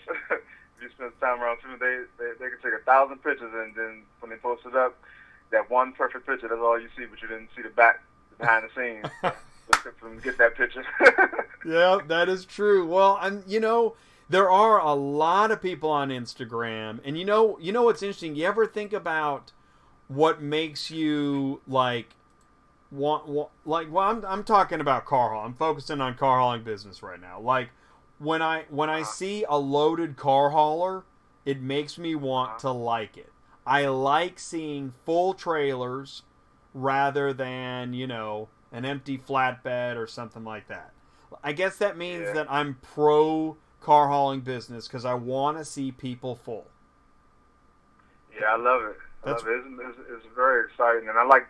Especially when they have those, I had one load that had all classic cars. It's actually on my Instagram page. It It was all like SS Impalas. I went to an auction that had like they sold nothing but all classic cars. It was a hard time loading that load, but it was nice to look at. I got so many compliments on the load. People were stopping and staring every truck stop I was at. It was crazy. Well, and you know, that's an interesting thing is that, as my friend Ty likes to say, is that, you know, it's really all about the car. And that, I mean, people really do love cars. Oh, yeah. I mean, that's a silly statement. But I think what my point in saying that is, if people, and since people really do love their cars, why do they want to move them so cheap? People like to make money. They don't like to spend money. They don't really want to give out the money. And then I don't know. I don't really have the answer to it. I know, me neither. Well, that's the thing. So at root, we're all just cheap. Is that it? We're just cheap? I think so. Because if you get a damage on a car, they'll definitely come after you for that. But like I said, they don't want to pay to get it moved, really. But I mean, but you see, like, people will waste money on the silliest stuff. How do you explain long lines at Starbucks every day? I don't get it, man. Yeah. I don't get it. And yeah, yet, I never understood it either. we do believe in value, so maybe they just don't value the transport. I think it's because a lot, just people outside in general, they don't really understand car hauling, not even just trucking, period. Because when I talk to, like, regular citizen people that don't really know, most people don't really have a grasp on how trucking works. Most people just think, oh, you just drive the truck, that's simple, that's easy. But there's really a lot more to it than that. So do we need more logistics shows to explain to people? Because, like, it seems to me like that's the best way we learn is through television, right? Now we know from what kind of shows do we now know more about? Like, with all the cooking shows, we now know that, you know, it takes forever to make a casserole. Or, right, Repo, now with Repo shows, let's just get into the automotive side. Through Repo shows, I now know I don't want to work at a Repo place. You're right. Yeah. The inside look. Right? I think it's, I mean, if drivers could afford to have somebody just sit and hold the camera, because that's the whole thing. It's hard to do film and do all of that while you're still trying to do the job itself. So you had like a person that strictly hold the camera so people could see the inside and outs of a day in the life of a car hauler. That'd be something interesting. I think they would like it. Trying to find somebody to record it. That's the only thing. That's right. Well, and then you've got the cost of the equipment, and then you need more than one camera if you really want to get all the footage. And then who's going to do all the editing? Yeah, all of that's time consuming right there. And imagine trying to do that and still go to sleep to do the job and stuff, get your rest, be able to do it all over again. And so, or how about like storage wars? Because we got in the chat they're talking about truck wars and stuff. Storage wars taught me that if I ever lose my mind, I'm going to sell everything and go to where they auction off storage units, and then I need to learn literally everything in the world about everything. Because, like, you don't know what you're going to open when you open that door. You might get a broken record player and a boot from the 30s and, you know, a mirror. You know, it's crazy. You got to become an expert on everything. Yeah, I think you got to be a real gambler to take that approach. So buy these stores and not really know what's inside, just hoping you find something like treasure hunt. So if we can find a way to bring car hauling to the people, to where they'd be interested, you know, that's where you dress it up with, I don't know how you do it. I don't know how you dress up car hauling to make people want to watch it. I mean, how many house flipping shows do we need? I know, right? Well, I think what? A lot of exotic cars. That'll bring people who want to see it. Jay Leno's Garage seems to be pretty popular. Mm-hmm. So maybe Jay Leno's car hauling. There you go. There you go. Oh no. Oh man. So what are some of the videos you've done lately? I'm sorry, what was that? On your show, I didn't get to see how many. I don't know how many videos you have. Tell me about your latest video. My latest video, I think my latest video Oh, and I think I can. Just saying why I didn't want to be an employee again. Oh, I good. don't want to be an employee again. Good. I like that. I think I have about 40-something videos, I think, on. I'm a little behind. Like I said, it goes back to trying to do the job and filming at the same time. Here we go. Trucking with Leek. I'm searching it. All right, cool. Here we go. So there it is, Trucking with Leek. Go ahead, go subscribe. Give them a like. All right, cool. So here we go. I'm clicking on videos. All right, cool. Oh, wow. Oh, man, you got several videos. Hey, you've been doing stuff for a while. Wow. So this is, and you know what's cool? Like, what's cool? Whenever you started this, you know, you've through. I'll bet you through your videos and through your travels, you've gone through. Because I know I've gone through it too. Like, you get excited, and then you're like, "What am I doing?" And then you make some other random video, right? Yeah, right. Then you go from having that one view to seeing the numbers starting to rise. It's like, oh wow, people's actually really watching this. And then you start getting people commenting and saying that you're helping them with them getting out of the rat race, or just motivating them and stuff like that. All that stuff just makes you want to keep doing it more and more. It is kind of cool. It's fun. It's fun to watch the analytics. So what are you driving there? I see you driving, and Peterbilt. Okay, you're in your Peterbilt, and you've got your 9 car. And what you're up in? Are you up in Indiana? No, I'm in the company I'm at is right outside of Baltimore in Maryland. Oh, I live in the Washington D.C. area. Oh, okay. All right. I don't know why I was thinking. Okay, so you're around the D.C. area. Yeah. We go regional, Tennessee, Midwest. Like I said, I'm in Indiana right now. And then supposed to be going to up to Chicago, and then heading like toward the Philly area for my next load. Are there any areas you just don't like? Don't like it, yes. There are a lot. Especially with car hauling. New York is not that friendly, of course. Right. And you're talking Manhattan. Yeah. Right. That New York area. Yeah. Coming through the Bronx and all this. There's a lot of traffic. It's like, because already car hauling takes a while with having to load it yourself and find your cars and stuff like that. So the last thing I really want to do is be sitting in traffic.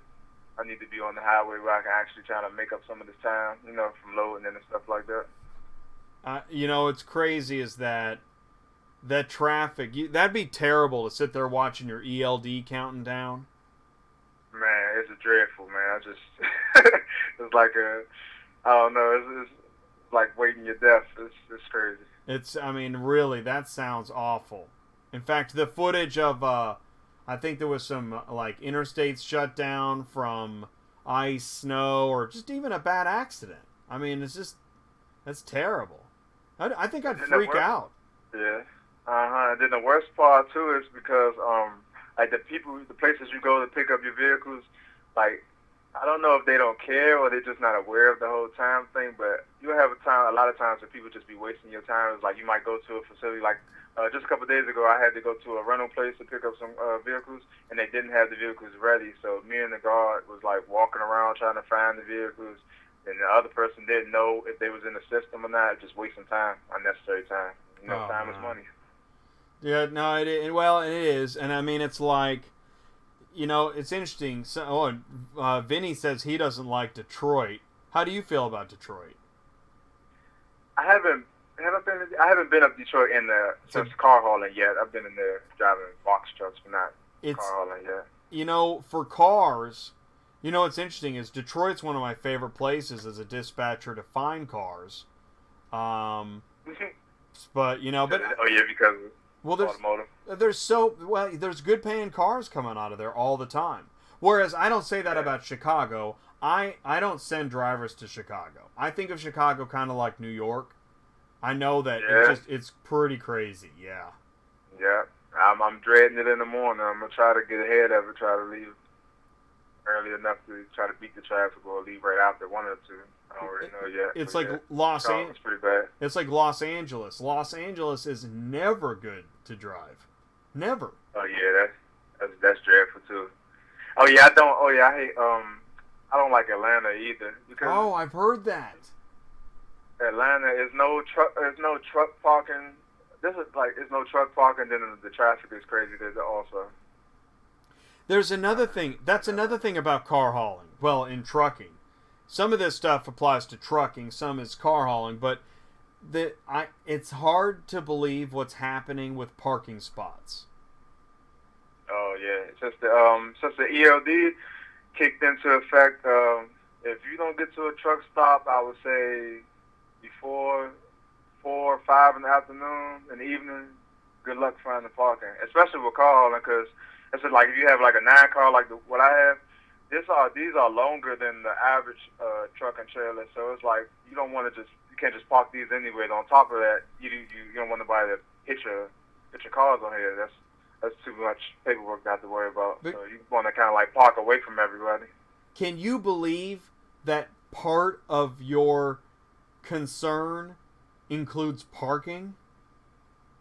Yes, of course. I mean, my best chances to find parking, I most of the time park at rest areas, so try to have some food in the truck and stuff like that. But like you don't have enough to worry about.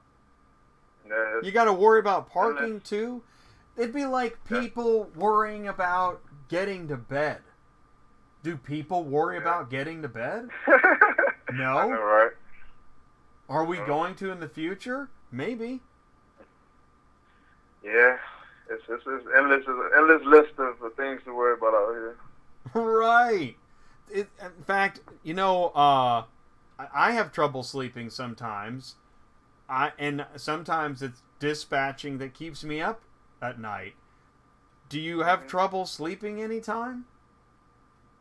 Yes, especially if because the ELD, like it kind of like tells you when to drive. You might still be sleepy, but if you want to kind of like make your money, you might want to get on that clock once your 10 hours is up. But your body might be still saying it hasn't had enough sleep yet, or like you can't go back to sleep right away because you might, just the sleep schedule is hard to fluctuate. Basically, in other words. Are you getting more ideas for videos coming on the show tonight? I'm sorry, what was that? Have you had any new ideas for videos now that we're talking on my show tonight? Oh yes. No, I have a couple. You have a couple? Thinking of. Well, I know that. I mean, sometimes if I don't have ideas and I talk to somebody, I do have an idea. It's one of the reasons I like to have interviews on the show because it makes it look like I have ideas. Yeah. might have a little brain freeze, be stuck in the rut for a while. It's hard to put out videos, so like you said. The crypto. Might help spark ideas. The crypto car hauler says I have problems getting to sleep on Tuesdays. So I'm gonna say this. So the crypto car hauler and it was his idea, but I think I helped crypto seize upon his idea. And I've had that effect on a few other people, and I'm always happy when it happens. So the crypto car hauler, he's going to be on my show in the future. Now, based on the name, the crypto car hauler, do you have any idea what he's into? Yeah, cryptocurrency, huh? Cryptocurrency, there it is. So it works. The name works. Yeah, man, he's way into cryptocurrency. I don't know anything about cryptocurrency. And the crypto car hauler is going to... I think it's pretty cool. I think that he is going to help us get into a future of cryptocurrency. Cryptocurrency is not going away. Did you know that? Yeah, no, but I'm definitely going to have to tune in because that's really foreign for me. I don't really know too much about it. Yeah, man. Yeah, it's going to be pretty cool. But to me, that's like a super niche, which really super niches are kind of the thing now. I know that, auto transport's a niche. Dispatching car hauler is a super niche. Maybe you'll find your super niche, Leek. Yeah, hopefully. Yeah. Do you have a question for you? Do you have a hard time as far as you dispatch smaller like 5 cars, or you don't dispatch as big as a 9 car? So Sure. I actually don't dispatch 9 cars anymore. And I also don't take on other carriers anymore. I'm downsizing my way out of dispatching. However, Okay. dispatching for at least one carrier keeps me feeling constant pain, and that constant pain helps me stay connected to the carriers because I know carriers feel constant pain. Having said that, I don't dispatch 9 carriers because it is so painful. I think the secret to dispatching for 9 cars is being connected to companies that move huge volumes of cars. Like major brokers like More Transport, Crown Logistics. Yeah. You kind of have to be connected to those kinds of companies, or trying to set up your own relationships to move volumes of cars. Otherwise, like I have actually booked 9 cars one at a time, and not only was it painful for me to book, but it was painful for the driver to pick up. Yeah, I always wondered which one was harder to book loads for, smaller cars or bigger. For me, smaller's way easier. I just made up a new word. In fact, it's much more rewarding financially because I can book a 3 or 4 car for almost the same money I can book a 9 car because the rates that brokers post on load boards when they get, if they think they're posting for a 9 car, man, they shoot that rate down. I just showed an example where I was seeing brand new cars meant for a 9 car for $90, whereas an individual used car was $250. Same route, but the mentality of 9 car versus 3 car, even brokers know, hey, this is going to be for a 9 car because we're just flooding the list with individual loads. Yet if you're a 9 car, you grab up 5 and you still won't make any real money, which is funny to me. You have these companies full of people. Well, how do you think all those people get paid for? Out of your pocket. Right? I mean, who's paying for that office building for the actual pickup, actual delivery company? The carriers pay for the office building so the brokers can post loads that aren't anywhere near where you think they're picking up. So, I mean, that's the problem is every person and every brick you add into the middleman of this business comes out of the driver's pocket or the shipper's pocket, which is why, I mean, this industry is going to stay ugly for a while. Yeah, I always say that the drivers are kind of like the bottom of the totem pole when it comes to the game of things and trucking, making money. It's like, because if you think about everything that comes out, or like any law that gets passed, like ELDs or anything, they push the payments on the driver. Like, how does you make a rule for drivers to ride by, then make us have to pay for it? It's like, it's crazy. Well, and also what's really weird is, you get into like, if every driver, this is pretty freaky, but if every driver had a social media account that could not be hidden, there might be a little more accountability and honorability within the business. And that's not just carriers. What if every broker, every dispatcher, every carrier, every shipper, that once they enter the ecosystem had a visible social media account? That could get kind of freaky. But maybe that's what it takes to get people to stop parking on the fuel island for a half hour doing nothing, or dumping their piss jug out the window, right? I mean, no. Oh, that messes with me too, because that's the reason why I can't park at Walmart's no more like that. Exactly. I mean, it's really weird. Nobody can believe that anybody does it, yet somebody's clearly doing it. And it's more than one somebody. See it all the time. So, I'm guessing that's why, you know, we have the cameras in the trucks, and I don't know. Are there cameras on your desk phone now? I don't know. There's going to be everything's going to be monitored, and I think that's going to be part of the ultimate technology solution. Yeah, it holds everybody accountable for what they're doing. They know a camera's right there. Which is crazy. I don't like that thought, but I mean, I do like the thought of being able to book a car and knowing that I'm actually booking a car. Yeah, I like that. I like the outside facing cameras more so than the double side facing cameras for obvious reasons, privacy reasons. But the outside facing camera is definitely needed. It helps the driver also when four wheelers might be in fault for an accident or anything, but you know it might be hard to prove. Well, I agree with you. I think dash cams are very good for that. And I saw recently, I shared it on Facebook, like a four-wheeler resident was driving recklessly and a helicopter was following them as they were on the curb and swerving. Maybe that's what it's going to take to make people more reasonable, is just helicopters following bad drivers. I don't know, man. It's crazy. And, it's definitely crazy. And everything we talked about contained some aspect of media. So I like reaching out to more car haulers that I see with YouTube channels. That's why I contacted you. Yeah, I appreciate it too. It's cool, man. I like your channel. I've been sitting here watching it while we've been talking.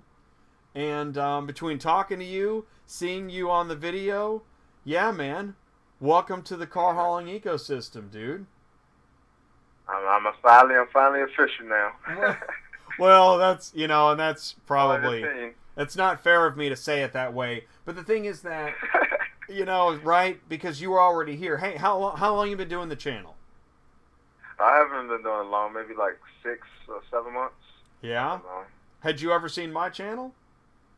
Yeah, I saw your channel. I actually started watching your channel when I around the time I first created my channel. Because like I said, I was looking for I was doing research on calling before I got in. So I was trying to, like I said, not that much on YouTube, but yeah, I ran across your channel. So yeah, I've been watching you probably about 5 months off and on. That's awesome, man. Awesome.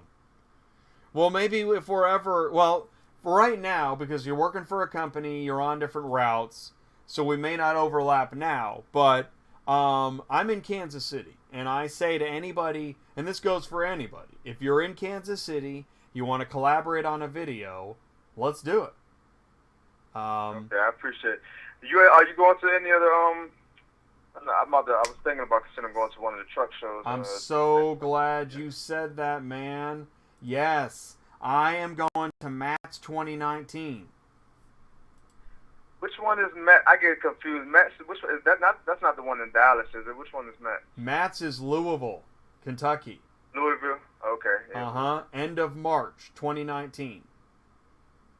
How did you just go online and register for it? So you can register, and you want to register. You want to register online because then it's free attendance. And I mean, okay. it is gigantic. I was there in 2015. I don't know if I ever thought I'd be there again. And this is going to be my first live show with Auto Transport Intel. So I'm going to go live. How'd you like it when you went there? Oh, I was blown away. It's so much bigger than I realized it was ever going to be. I had no idea. And really, I felt intimidated. I think a lot of people, I started to notice other people that were intimidated. It's intimidating. It's so big that really, here's the best thing you can do. If you're going to go to the show, is try to see who's going to be there before you go, so that you have a better idea of who you want to try to see at the show. Whether it's manufacturers, recruitment centers, engines, parts, because it's so big that if you just show up, it's kind of crazy. It's so big you don't even know where to start. You might not even there are other parts of the show you won't even see if you don't study it a little bit beforehand. Yeah, you gotta kind of like make your itinerary, huh? You kind of did. It helps. Okay. So yeah. So that's my recommendation, and you can do that by clicking on. I actually haven't spent enough time up here, but there's exhibitor lists, and it's still early on. It's only October. I'm gonna check it again probably in a couple weeks. I think after November some more stuff gets added. But anyways, yeah, definitely you want to go, and hopefully as many people. I'm gonna be talking about this every week, so I'm really glad you said that. You said it's in March. Yeah, end of March, last weekend of March 2019 in Louisville, Kentucky. That's actually my birthday month. I'm March 18th. No way. Well, your I can birthday's make that a birthday trip. You have a March Madness birthday, don't you? Yeah, March Madness. In fact, this is cool. When I was there in 2015, KU won the championship. Not KU, University of Kentucky. Yeah. Do they still have the same coach, Rick Pitino? I haven't watched college in so long. Yeah, I don't know. I think they do. But I don't know the answer to that. But I still think they're a great team, even though they haven't won lately. But it was really fun watching the game, being around. Louisville's an interesting city. Yeah, really cool. So really, just a great. Kimberly and I will be there. So yeah, we'll be there. So I hope to see you there. Same to you. Yeah, man. That'll be my first time. I'm looking forward to I know. I'm thinking about that. I have a few friends in Dallas, so I know I was thinking about going to the Gas. I'm not really sure when that one is. Right. So that one's Gats. I heard about that show too. Sean Steinberg at Ocean Roads Transport was saying that was a great show. Okay, so Gats, that's Dallas. The Great American Dallas. Truck Show. Oh, okay. And that's my birth month. Oh, wow. That'll be 20 years in August. So maybe I'll try to go to that next year. That'd be cool. So we got Matt's in March, Gats in August. Isn't there another big one? I think I think it's one more. I'm not really sure, but those I hear a lot about those two more than anything. Though I guess those like the main ones. I guess. So Gats, Matt's. I guess those are the two big ones. Yeah, maybe those are the two big ones because those are coming up searches, and if it's at the top of Google, then it's real.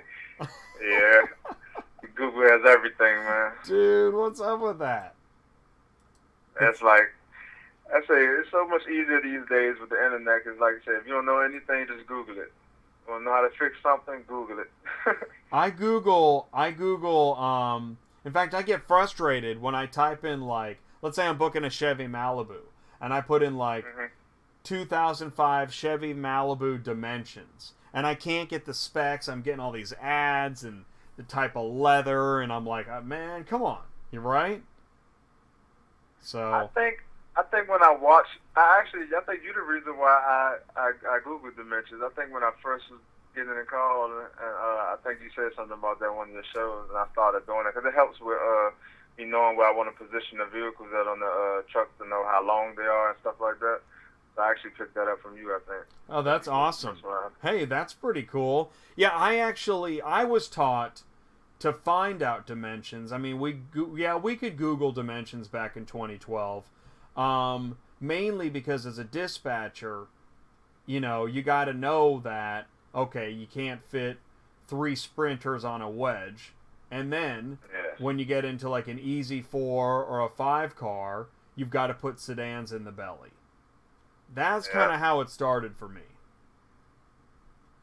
Because those dimensions save time. Because I'd have been in a couple situations where I loaded my whole truck up and then stuff it was too tall from where I was going, and I had to take just about everything off and start again.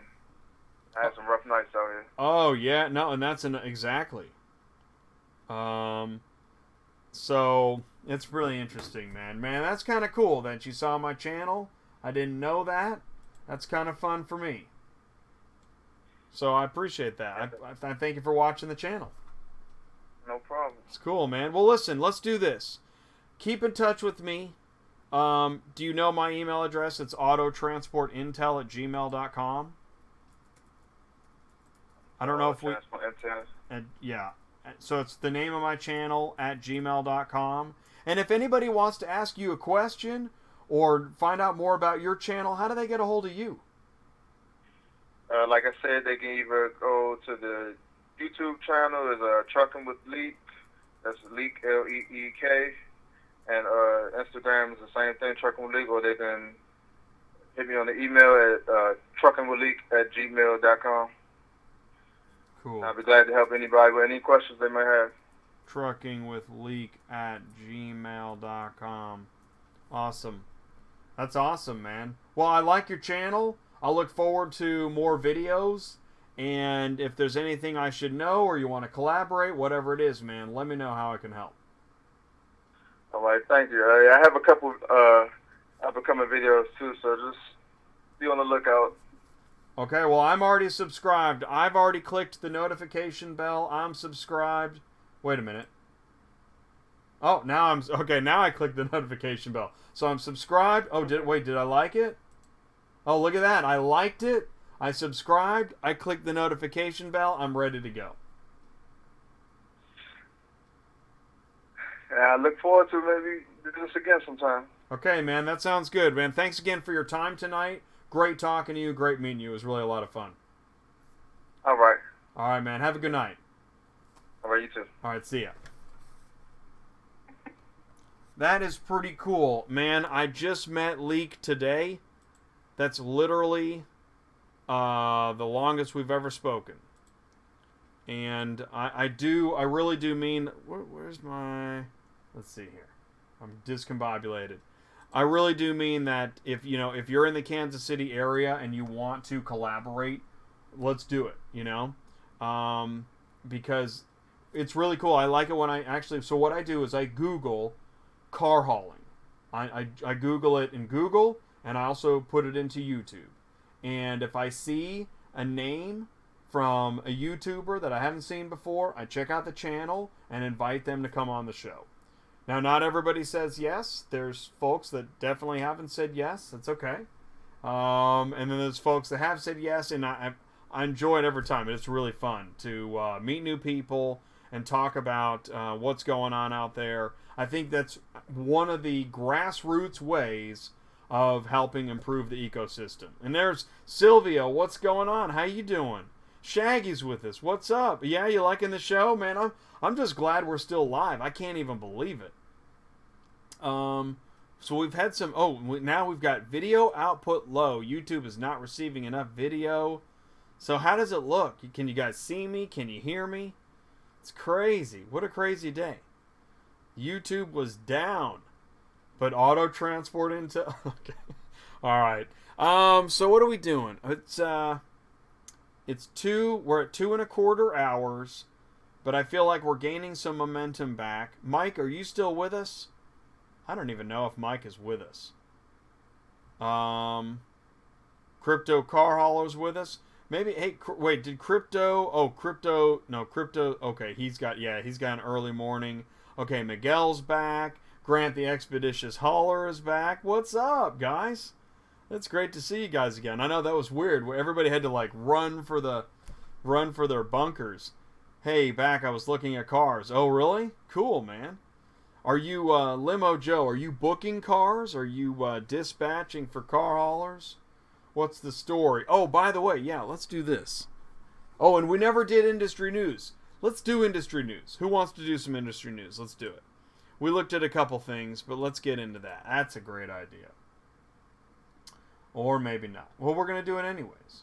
So let's do industry news. All right. All right, well, here's my first one. You guys know how I like memes, right? So, I hate being sexy, but I'm a truck driver, so I can't help it. Is that Chris Christopherson? I think it is. So, there's our first slide. That's a meme. Are there any 1-2 car haulers out there? Good question. Not many. You staring at my Peter. Oh, you're loading cars. Oh, I gotcha. I hear you. Oh, I know. I know it's you guys are busy. That's one of the things I think it's good to have a long show, so you can come and go. Name something that truckers can't live without. After this step, it's consensual. I think. Come on, that's funny. That's funny. I know it's wrong, but it's funny. Never question someone's redneckedness. That's intense, man. Got a generator and the AC? Dang. Wouldn't it cost less just to get the air conditioner fixed? Dang, they got the... Well, you know... I don't know. I'm not going to buy another truck. You already have too many. But I don't have this model. Fix the ones you already own. I can have as many as I want. Oh, it's hilarious. You know what's really funny? I read both guys' voices the same. But I'm not doing voices. It's not that kind of show. I don't know. I don't know what to say. I thought it was interesting. It's funny. We hate load shuffle. It's interesting. Dilly dilly. I like how there's football in the background. I think...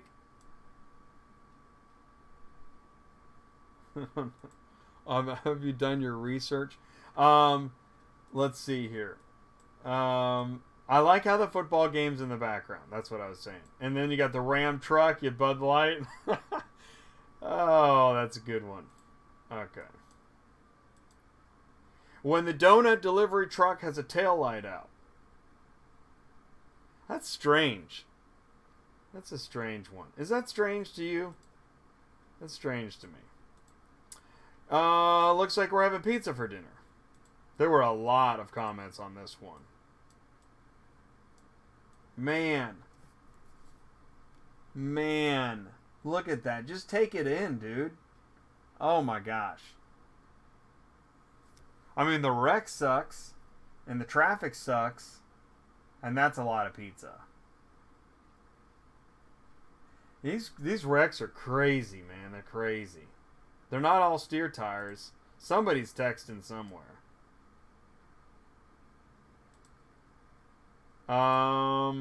Okay, that is a... Trying to read the road sign. It's not a car hauler. That's not a high mount. Okay. That is crazy. Like, how does that even happen? That doesn't even make sense. How's that? Is the audio the same? Bulldog just emailed you a pic. Jay, check it out. Oh yeah? Let's see what we got here. See what we got. Is my email working? Oh yeah. Okay. Oh, here we go. Oh man. Okay. Here, let me share this. Not Paul. I'll just call it. Let's go to desktop. Save that. Minimize that. Here's what Chris just sent me. This one's from Bulldog.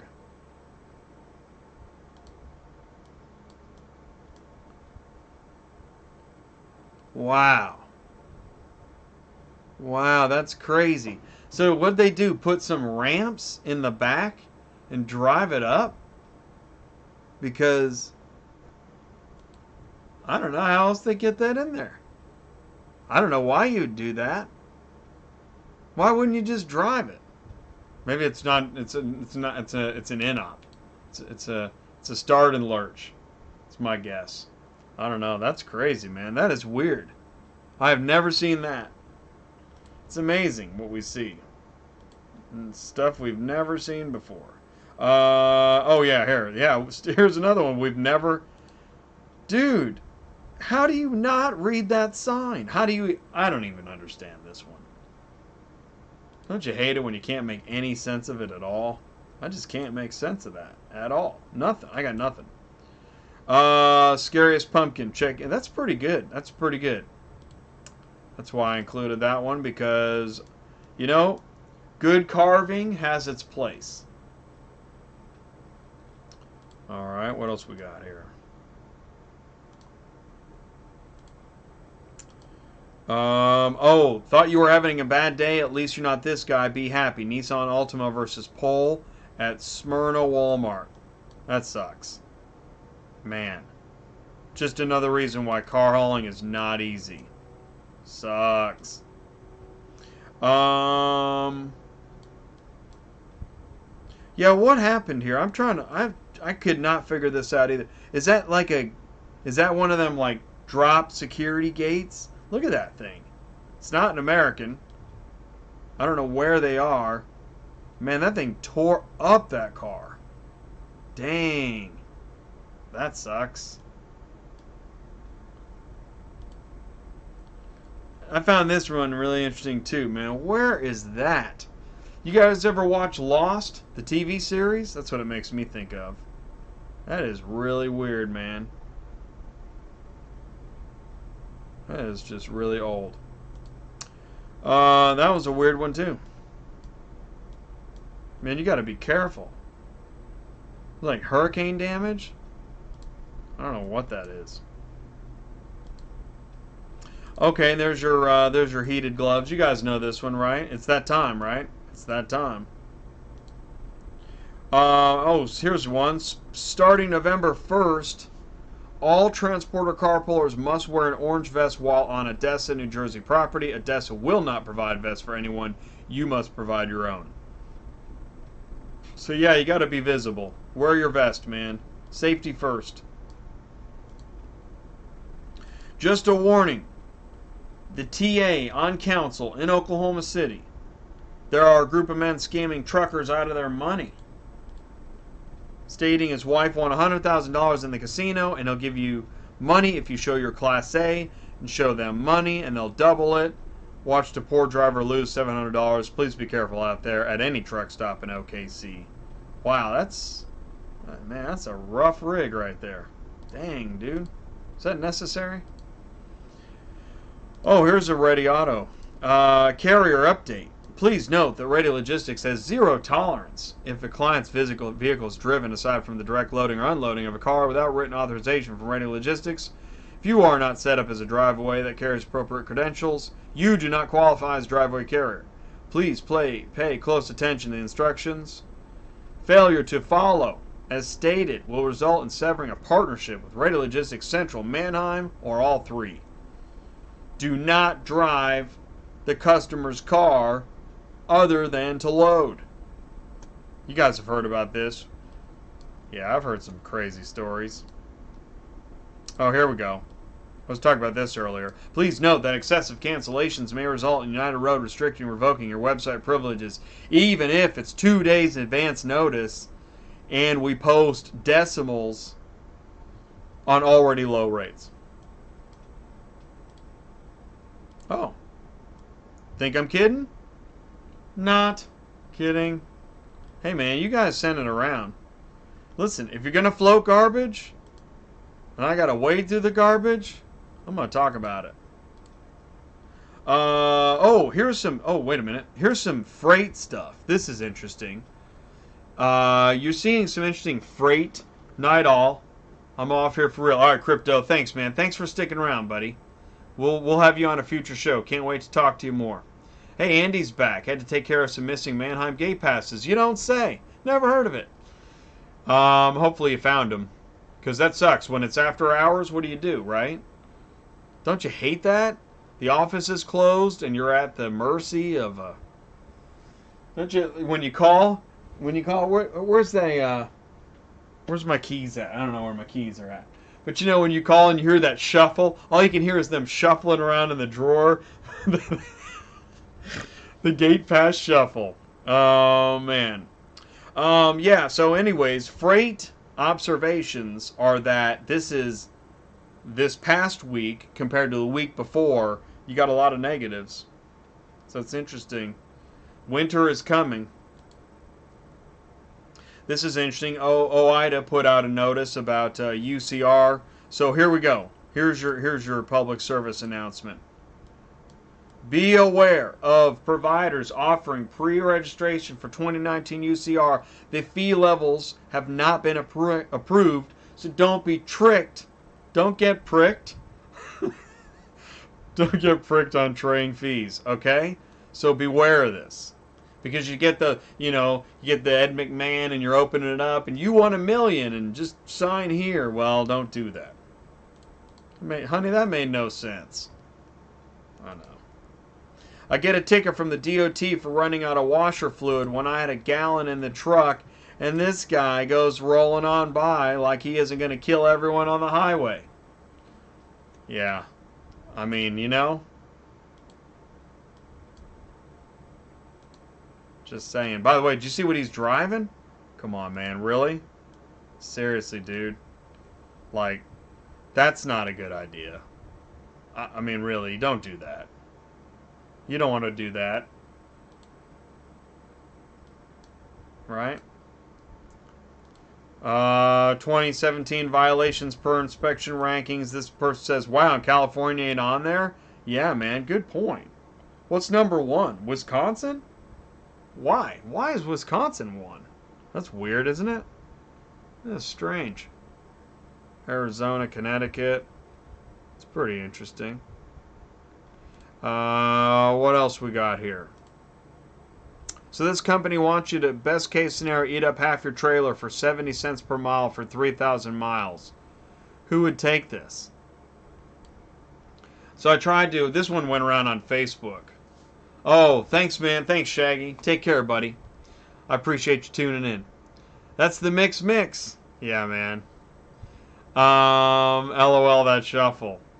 Yeah, 70 cents a mile for 3,000 miles with a 25-foot long, 9.5-foot tall new Sprinter van. Man, that blows. That rate blows. Somewhere along the way, people in here started confusing trucking rates with broker rates. It's amazing how many of you live and die on the load boards. You should not be operating a business based off how much Johnny Broker decides to pay you that week. This industry needs a major cleanup of cut rate carriers and brokers. There are so many people fighting over the pie that all they end up doing is licking the pan.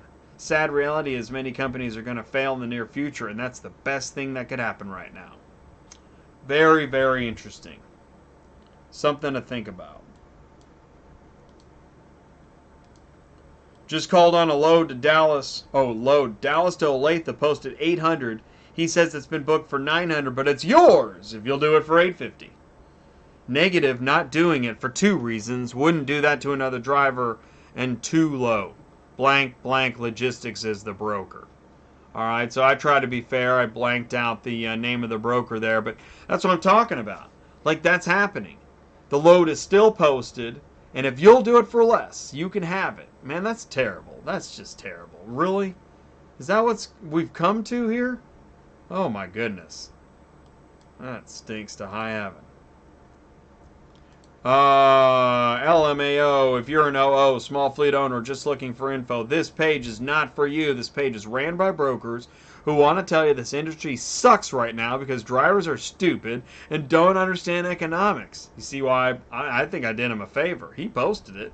The same millennial asshats who are in $80K in debt because they got a liberal arts degree are trying to tell truckers who have been doing this their whole life that they know all the answers. What a joke. Run away from this page or suffer from their disinformation campaign. Wow.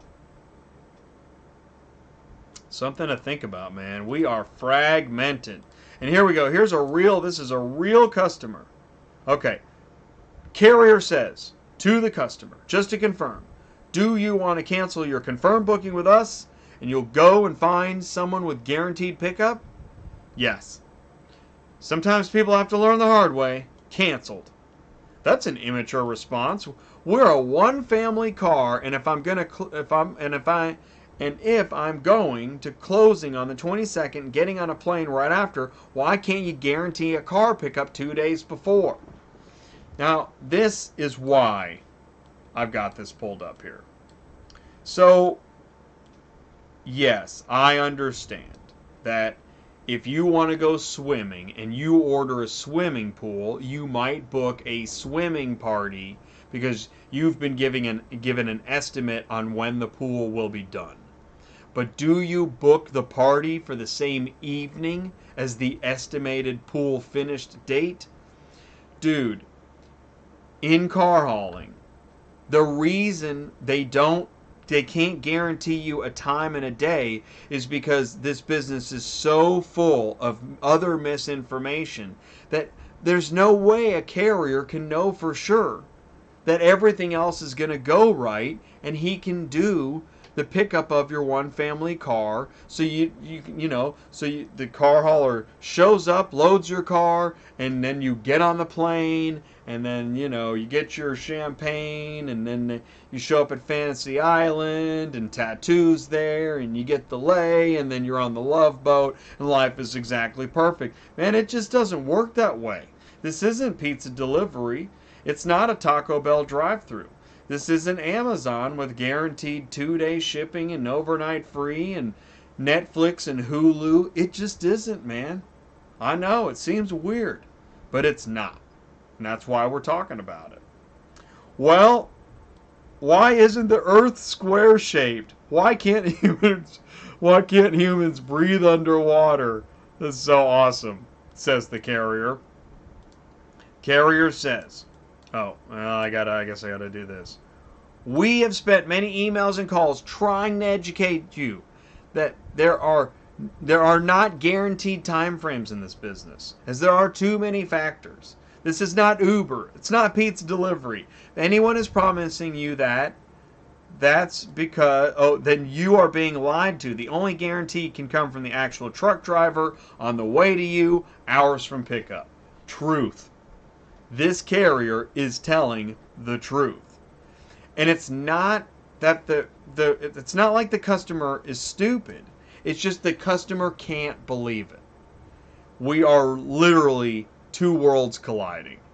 And hopefully somebody can help educate the customer and make life more predictable for the carrier. Hopefully. The closest way for you to be guaranteed a pickup time today, weeks before pickup, is for you to book the entire truck, pay for all 9 spaces, so the big rig will come in empty to pick up your car, be paid for an entire trip to Florida, say $7,000. It's true, man. It's true. Please don't take it the hard way, but we did spend hours on this order already. Let me go back to service customers who are serious about getting their car moved. I know, man. Your order is canceled. It's frustrating. We're all frustrated.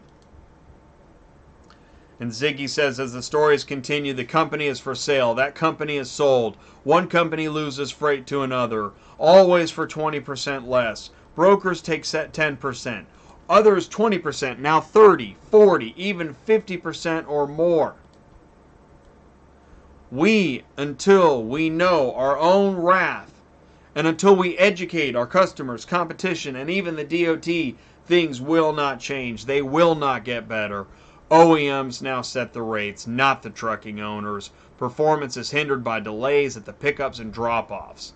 All fall on the carrier's shoulders. Unions fight with non-union, who fights with the owner-operators, who fight with the wedge guys, who fight with everyone. Production issues flood the market, shadowing doubt on the carrier. The OEM buys trucks and pays about 18% more per hour than McDonald's. Truck manufacturers sell unproven motors and cost companies exuberant amounts of downtime, costing repair money as well as lost revenue. This industry is a giant mess. There are currently 2 different trade organizations, both with their own strengths and the same weaknesses. Lack of participation from those who complain about all of the above. You have a choice as an industry. Do nothing and watch it fail. Do something and at least fight for what you want to see happen. Ziggy says join a.k.a. They are comprised of many larger OEM carriers. Demand action. Join IATA, comprised of smaller carriers. Help forge change. Start another group. Create more splinters and fragments. What are you going to do? Lay down and wait your turn to watch that company fold? not Ziggy. He belongs to a.k.a. He's one of the founders of IATA, and we all need to do something before it's too late. Good speech, Ziggy. I like that. That's why I put it at the end of my industry news. The last thing I put was that Tesla is looking for car haulers and truck drivers. I understand they're willing to pay $17.50 an hour. Does that sound like a good deal to you? That's why I'm asking you guys. Does car hauling look easy? I almost said car whoring. Does car hauling look easy? I guess it does, man. I think it does. I think it just looks easy peasy. 1, 2, 3 lemon squeezy. Everything overnight easy. I mean, it's just crazy, man. I don't know. But all I know, what I know for sure is as long as car hauling looks easy, then I'm still going to have a show. I'm still going to be here every Tuesday night talking about the madness. I guess I'm going to be dispatching for a while, which means I'm going to be irritable for a while. But maybe you guys like it when I'm irritable. Maybe now that the middle class is gone, it's just gone, dude. It's basically most of us poor, bean-eating folks. I mean, I live on leftovers, okay? I'm a dispatcher. And then you've got your golden umbrella stand polishers at the top.